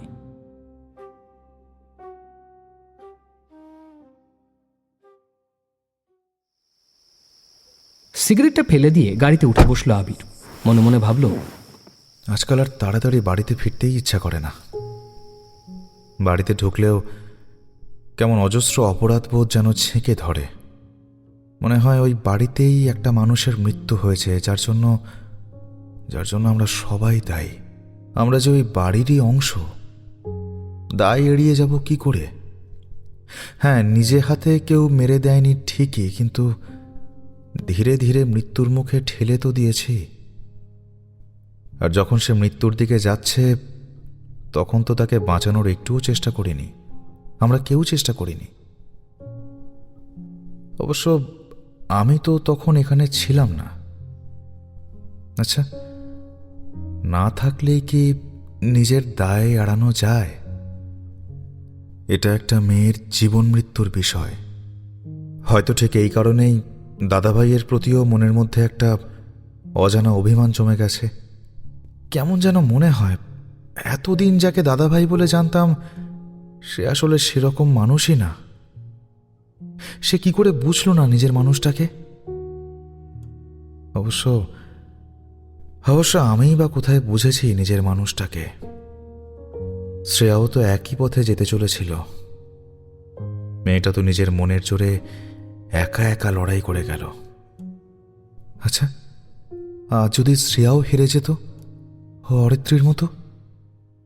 না না না, সেটা হতেই পারে না। কেন জানি না নিজেকে ক্ষমা করতে পারছি না। আমিও কি কোথাও অরিত্রীর অপরাধী? বাড়ির দায় কি আমি এড়িয়ে যেতে পারি? আচ্ছা, শ্রেয়া কি আমাকে কোনোদিনও ক্ষমা করতে পারবে? আর দাদা ভাইও নিশ্চয়ই নিজের ভুল বুঝে এখন অনেক কষ্টে আছে। তাহলে আমি দাদা ভাইকে ঠিক ক্ষমা করতে পারছি না কেন? রাতারাতি বাড়িটা কেমন যেন পাল্টে গেছে। আমার পরিবারটা কেমন একটা মুখোশ খুলে বেরিয়ে এসেছে। আচ্ছা, এই সব আবার আগের মতো হবে কি কখনো? গাড়িতে স্টার্ট দিল আবির। রাস্তার ধারে অনেকক্ষণ দাঁড়িয়ে থাকে আজকালও। 2-3টে সিগারেট খায়, অনেকগুলো কথা চিন্তা করে, তারপর রাত 10টা বাজলে গাড়ি স্টার্ট দিয়ে বাড়ির দিকে রওনা দেয়। আজও তাই করেছে। বাড়ির পরিবেশটা এখন একদম অচেনা। বাবার জন্য কষ্ট হয়, আবার রাগও হয়। বাবা কেন সেদিন মায়ের বিরুদ্ধে যেতে পারেনি? মায়ের চিকিৎসা চলছে, কাউন্সেলিং, ঘুমের ওষুধ সবই চলছে। তাও আমার মায়ের ওপর রাগ হয়, খুব রাগ হয়। মা সারাদিন ঘুমিয়েই থাকে, ওষুধের জন্যই। আমি যখন বাড়ি ফিরি তখনও কথা হয় না। তবুও মা তো মাঝে মাঝে ভীষণ কান্না পায়। কেমন যেন গলার কাছটা দলা পাকিয়ে আসে, বুকে চাপ লাগে, খুব চাপ। অনেকক্ষণ ধরে অস্বস্তির মধ্যে ছটফট করি, কিন্তু চোখে কোনো জল আসে না। মনে হয় কাউকে যদি বলতে পারতাম, কিন্তু কার সাথে এই কথা বলবো? ওদিকে দাদাভাইও নিজের ঘরে বন্দি। আচ্ছা, আমি কি দাদাভাইয়ের সাথে কোনো অন্যায় করছি? এই সময় তো তার দুঃখটাও একটু ভাগ করে নেওয়া উচিত। আর আকাশটার কি হবে? এইভাবে পরিবারটা একটু একটু করে ভেঙে যাচ্ছে। ও তো এখনো ছোট, ও কিছুই জানে না। মায়ের শরীর খারাপ বলে রাখা হয়েছে।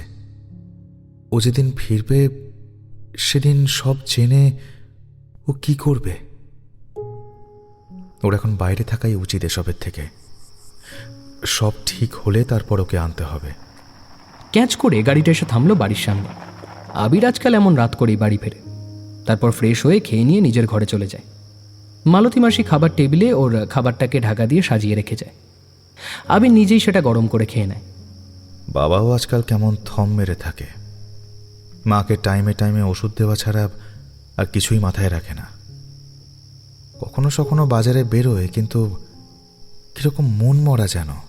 সেই আগের মতো মনের ফুর্তিতে আজকাল আর কিছুই করে না। বাড়িটা যে কবে আবার স্বাভাবিক হবে। মায়ের সুস্থ হওয়াটা খুব দরকার।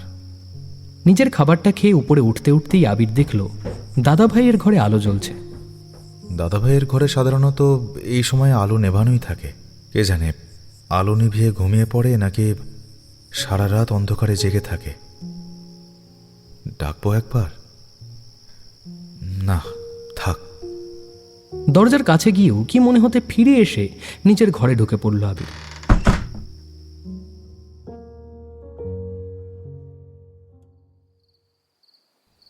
ব্যানার্জি জেঠিমার বাড়ির থেকে ফিরে এসেও শ্রেয়ার মনটা খচখচ করতে থাকে। বারবার মনে হতে থাকে, আজ যেটা হলো সেটা ঠিক হলো না। পিয়ালির থেকে সবটা জানার আগেই এভাবে আজই জানাটা খুব দরকার ছিল। বাচ্চাটা যে বড় কষ্ট পাচ্ছে, ওর কথাগুলো আমি ছাড়া আর কেউ বুঝবে না।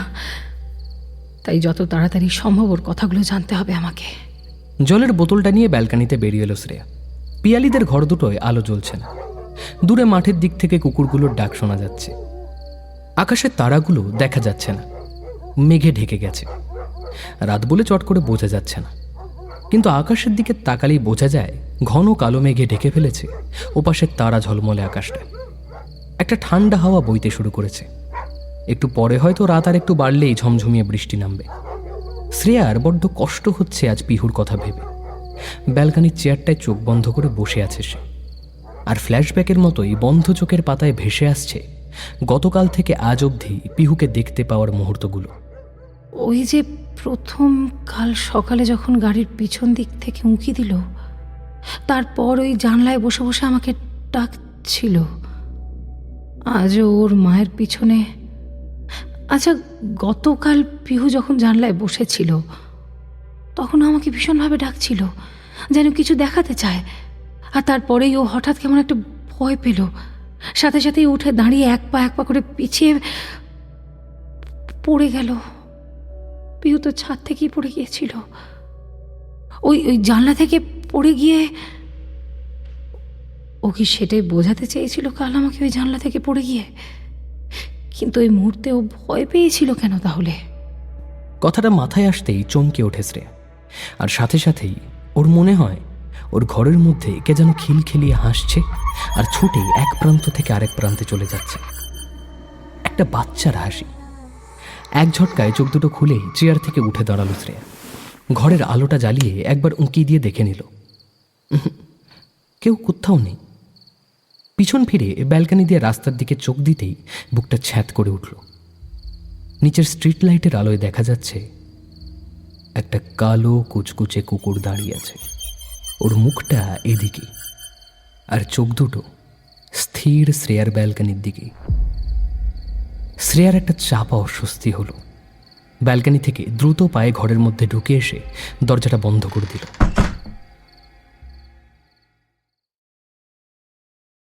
তুমি বুঝতে পারছো না শ্রেয়া, ওর তোমাকে খুব প্রয়োজন, ঠিক আমার মতোই। গলার স্বরটা ভেসে আসতেই কানটা ঘুমের মধ্যেই সজাগ হয়ে উঠল।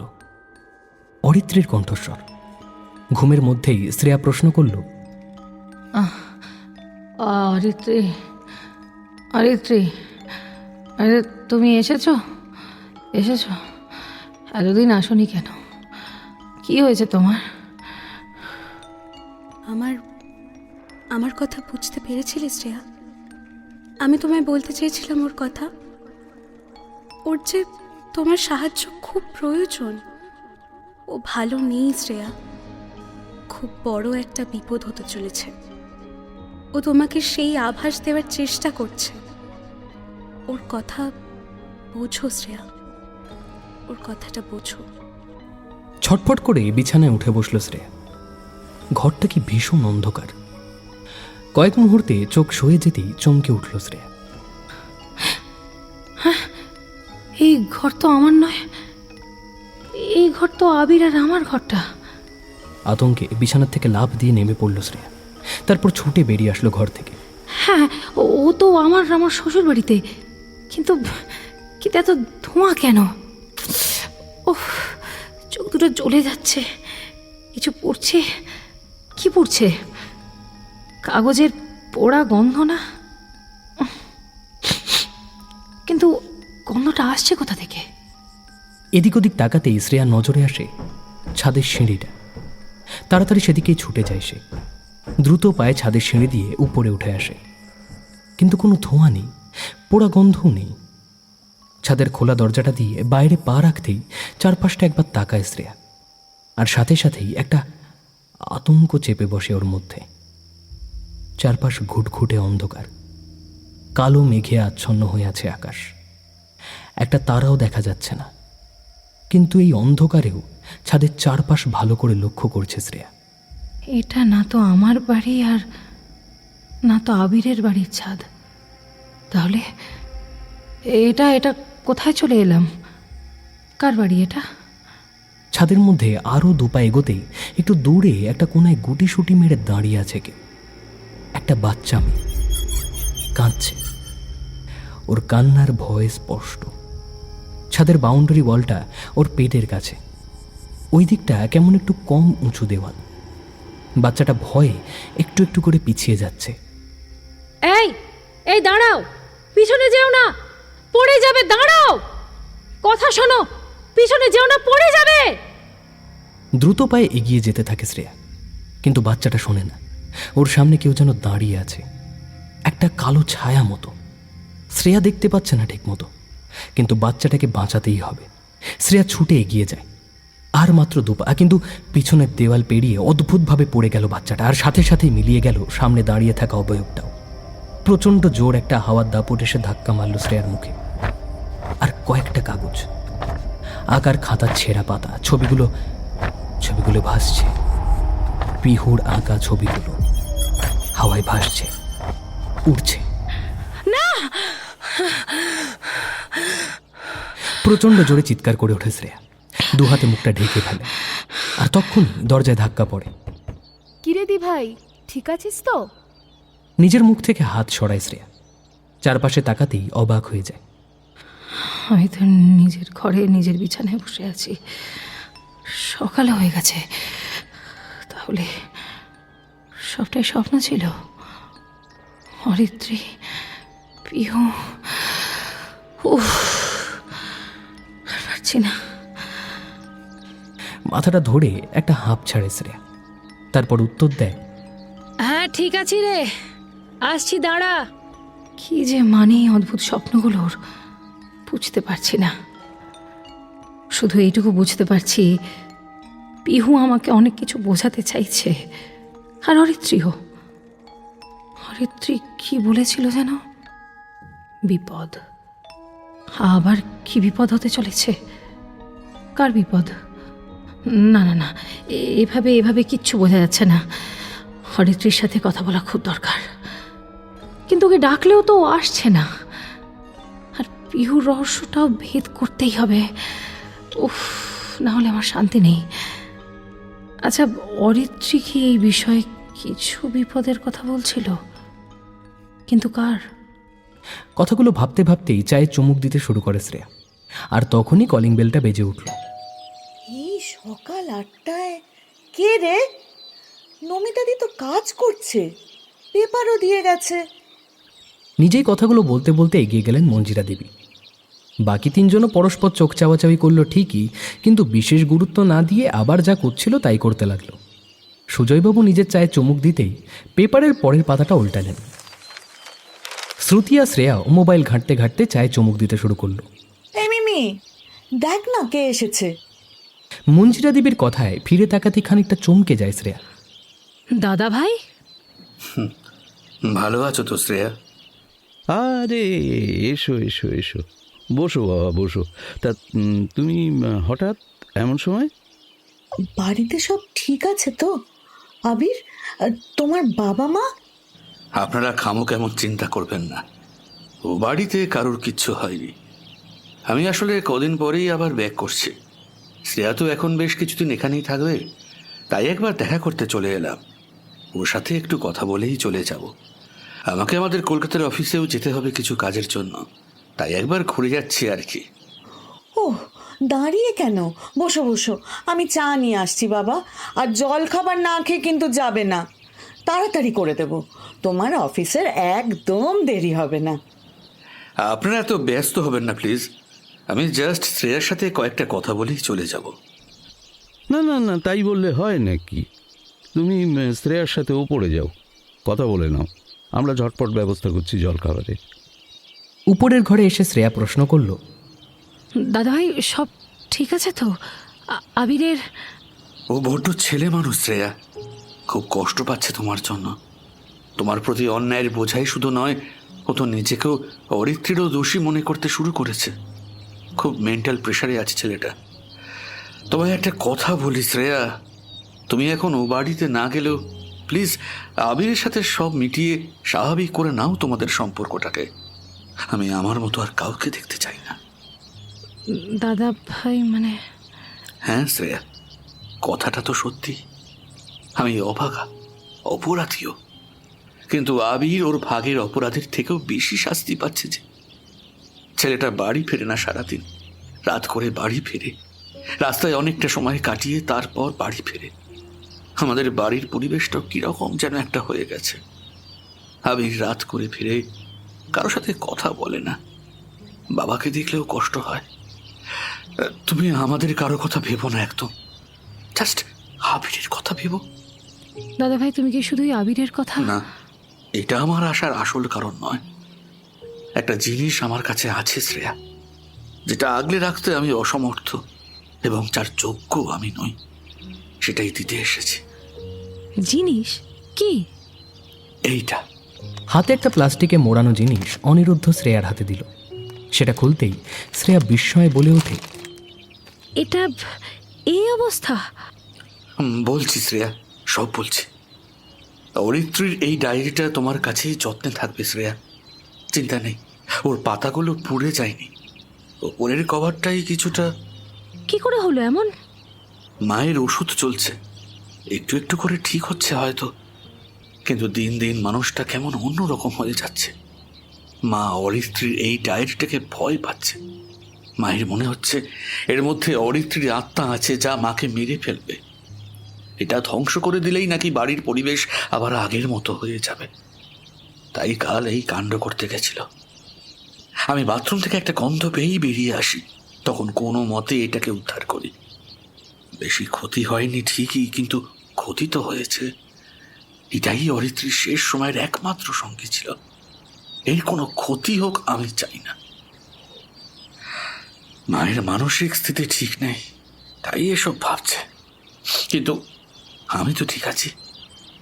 তাই সময় থাকতেই এটা যোগ্য হাতে দিতে এলাম।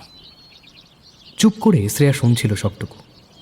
আজ আর আরতি দেবীর উপরে ওর রাগ হচ্ছে না, বরং খারাপ লাগছে, করুণা হচ্ছে। আর খারাপ লাগছে ওই বাড়ির বাকি সদস্যদের জন্য। সত্যি ও বাড়ির পরিস্থিতিটা যে কি তা শ্রেয়া আন্দাজ করতে পারছে। খানিকক্ষণ চুপ করে থাকে শ্রেয়া, তারপর জিজ্ঞেস করে, তুমি এমন ভাবো না দাদা ভাই যে অরিত্রী আমাদের মধ্যেই আছে? বলো, তুমি এমনটা ভাবো না? সত্যি বলতে শ্রেয়া, প্রথম যেদিন তুমি আমাকে ডায়েরিটা দিয়েছিলে, টানা 2 দিন একটা ঘোরে ছিলাম, ডায়েরিটার মধ্যে ডুবেছিলাম। মনে হচ্ছিল ও আমার সাথে কথা বলছে, আমার সাথেই আছে। তারপরও ওকে অনুভব করেছি শ্রেয়া, প্রতিটা মুহূর্তে। কিন্তু জানি না সেগুলো আমার মনের ভুল নাকি সত্যি। আজ আসি শ্রেয়া, হয়তো আবার কোনোদিন দেখা হবে, হয়তো নয়। দাদা ভাই, সব কি আবার নতুন করে শুরু করা যায় না?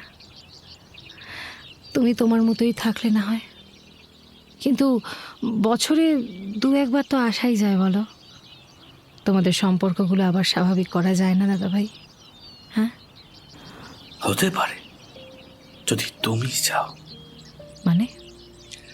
মানে একমাত্র এই অসম্ভবকে তুমি সম্ভব করতে পারো শ্রেয়া। যেদিন ফিরে যাবে ও বাড়িতে, সবটা আগের মতন করে দিও প্লিজ। আর মাকে পারলে ক্ষমা করে দিও। মানুষটা বদলে যাবে, দেখো। আকাশটা তো কোনো অপরাধ করেনি। বাড়ি ফিরলে যেন কষ্ট না পায় শ্রেয়া, একটু দেখো। যেদিন এইসব কিছু সুন্দর হবে আমি ফিরবো শ্রেয়া। আমি বড্ড ভীতু, কিছুই ঠিক করতে পারি না, তাই পালিয়ে বাঁচতে চাইছি। শ্রেয়া আর কিছু বলতে পারে না, চুপ করে ডায়েরিটা হাতে নিয়ে বসে পড়ে। অনিরুদ্ধ সিঁড়ি বেয়ে নিচে নামতেই মঞ্জিরা দেবী টেবিলে খাবারের প্লেটে লুচি, বেগুন ভাজা আর মিষ্টি সাজিয়ে রাখেন। অনিরুদ্ধ খেতে না চাইলেও সকলে জোড়াজুড়িতে আর না করতে পারে না। কয়েক মিনিট চুপ করে বসে থেকে শ্রেয়া একটা ফোন করলো আবিরকে। সত্যি বরফটা গলানোর দরকার, ও নিজেও তো ভালো নেই।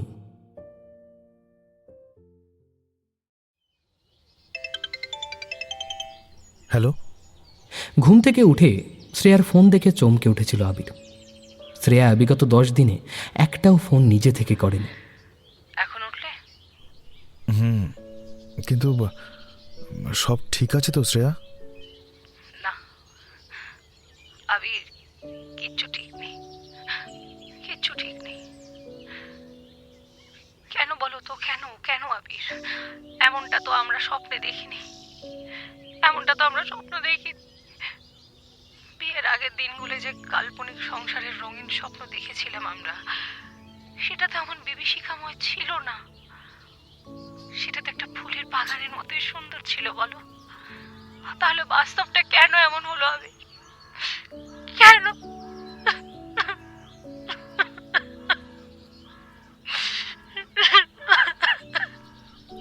শ্রেয়া, তুমি কাঁদছো?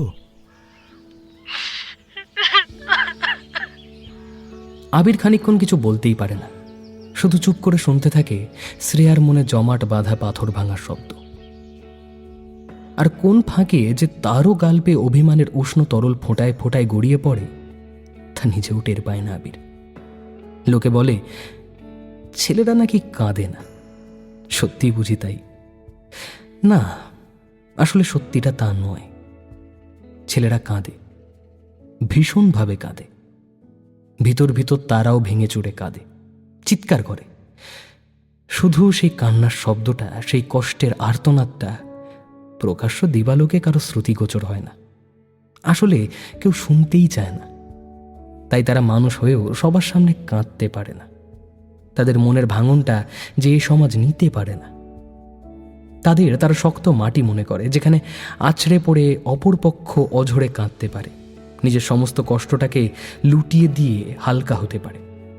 আবার পরম মমতায় সেই মাটি ভিজে নরম হয়ে উঠবে, যাতে অপর পক্ষের আঘাত না লাগে। কিন্তু এটা কেউ বোঝে না যে সেই অপর পক্ষের আঘাতেও এই শক্ত মন ক্রমাগত তীরবিদ্ধ হয়। আবিরের মনটা আজ কিছুটা সেই রকমই হচ্ছে। নিজেই এইসব কিছু ভাবছে, কষ্ট পাচ্ছে, আবার নিজেই চাইছে শ্রেয়াকে আগলে রাখতে।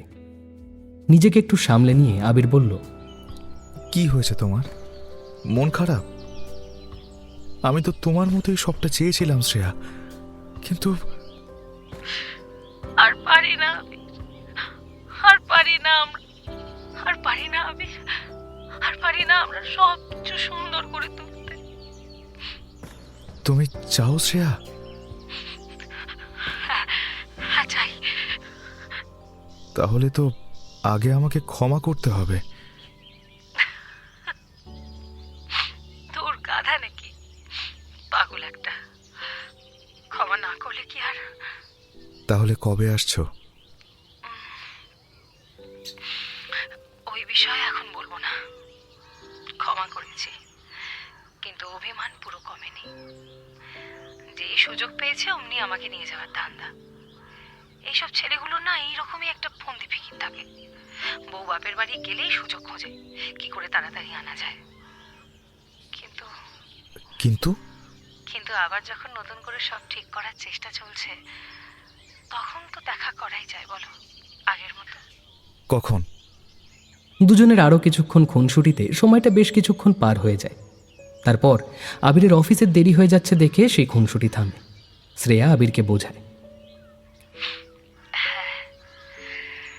দাদা ভাইয়ের সাথে আগে সবটা আগের মতো করতে হবে তোমাকে। কারণ এই সব কিছুতে সব থেকে বেশি যার কিছু হারিয়েছে, ক্ষতি হয়েছে, সেটা কিন্তু দাদা ভাই। তাই তাকে দূরে ঠেলে তার সাথে অন্যায় করে নিজেই অনেক বড় দোষী হয়ে যাবে তুমি। হ্যাঁ, আমিও তাই চাই। শুধু কোথাও একটা যেন বাধা ছিল, এবার আর রইল না। আজ দাদাভাই আমাকে এসে কথাগুলো না বললে আমাদের সম্পর্কটাও এত তাড়াতাড়ি স্বাভাবিক হতো না। মানুষটা এত একা হয়েও সবটা সহ্য করেও কেমন গড়ে যাওয়ার চেষ্টা করছে দেখো। তোমাদের দুই ভাই আর বাবা মিলে হেসে খেলে আবার আগের মতো হয়ে ওঠো আবির, তাহলে বাবাও একটু স্বাভাবিক হয়ে উঠতে পারবেন। আর মায়ের তো চিকিৎসা চলছেই, তাকেও কিন্তু তোমাদের তিনজনকেই মিলেই সামলাতে হবে। বোঝাতে হবে যে সে একা নয়, সব আগের মতোই আছে। তবেই কিন্তু মানুষটাও সুস্থ হবে তাড়াতাড়ি। ফোনটা রেখে অরিত্রীর ডায়েরিটা সযত্নে বুকের কাছে জড়িয়ে ধরল শ্রেয়া, যেন বহুদিন পরে ওর খুব চেনা কাউকে সামনে পেয়েছে, যে ওর সবচেয়ে প্রিয় বন্ধু।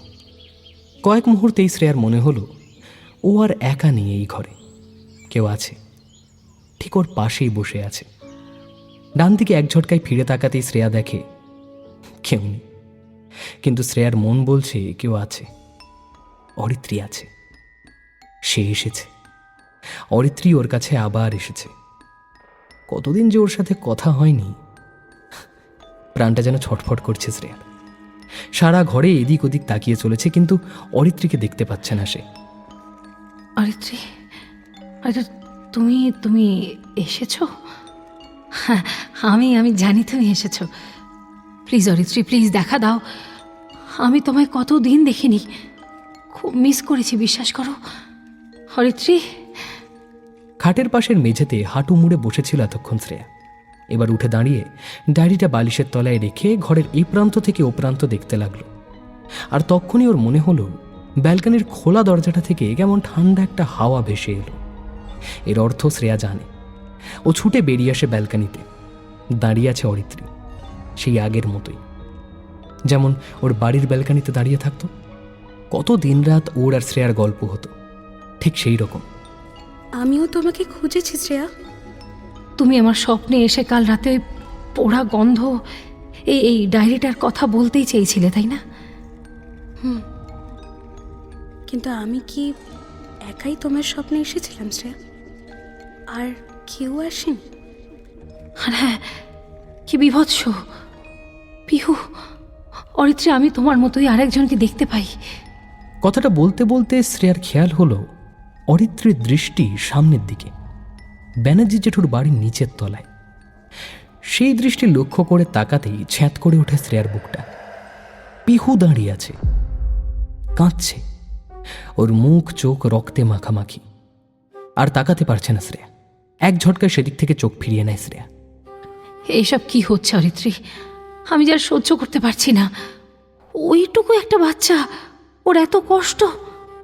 আমাকে কি বলতে চাইছে ও, সেটাও তো বুঝতে পারছি না। কেন আমাকে বলতে চাই ও, কেন?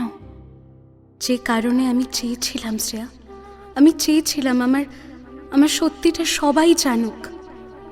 আমি দুর্বল ছিলাম না শ্রেয়া, পরিস্থিতি, অসহায়তা আমাকে মানসিকভাবে দুর্বল করেছিল।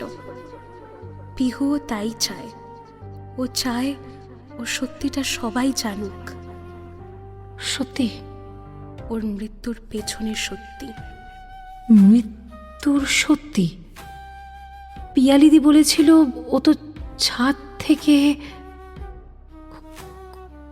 খুন, ওইটুকু বাচ্চাকে খুন। আমি কাল রাতে দেখেছি একটা অবয়ব।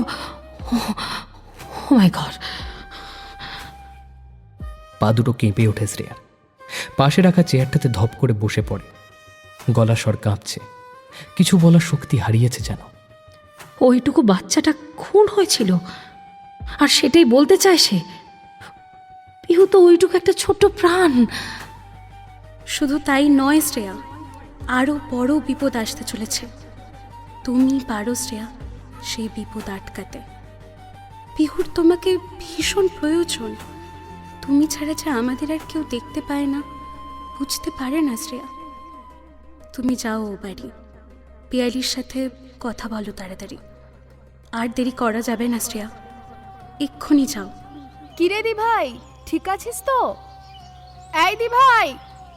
ঘরের দরজা দিয়ে শ্রুতি ঢুকে আসে। অরিত্রী হঠাৎ করে যেন কোথায় উধাও হয়ে যায়। শ্রেয়া অস্থির দৃষ্টিতে এদিক ওদিক তাকায়। আমাকে কিছু বলতে চাইছিল অরিত্রী, যা হয়তো পিহু বলতে চায়, কিন্তু জানা হলো না। অরিত্রী কিছু বিপদের কথা বলছিল। ও কি নিজেও ঠিক জানে না কি বিপদ? না, আজ যে করেই হোক ও বাড়ি যেতেই হবে। এভাবে থাকলে সত্যিই কিছু বিপদ ঘটে যেতে পারে। ও তুই এখানে? মা তোকে নিচে ডাকছে। অনিরুদ্ধতা তো চলে যাচ্ছে, একবার চল নিচে। ব্যালকনির দরজা দিয়েই বাইরের দিকে মুখ বাড়িয়ে শ্রেয়াকে ডাক দিল শ্রুতি। চল।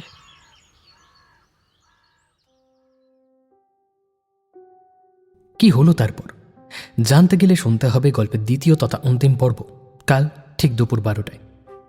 আজকের পর্বটি কেমন লাগলো জানাতে ভুলবেন না আপনাদের মূল্যবান কমেন্টসের মাধ্যমে।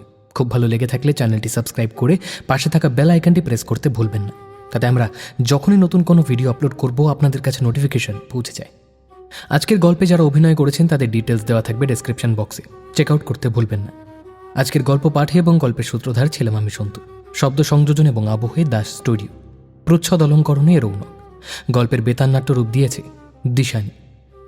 তবে আজকের জন্য এটুকুই, ফিরছি কাল ঠিক দুপুর 12টায় গল্পের দ্বিতীয় তথা অন্তিম পর্ব নিয়ে। ততক্ষণ সঙ্গে থাকুন, শুনতে থাকুন আমাদের চ্যানেল রাজদেবী 2.0।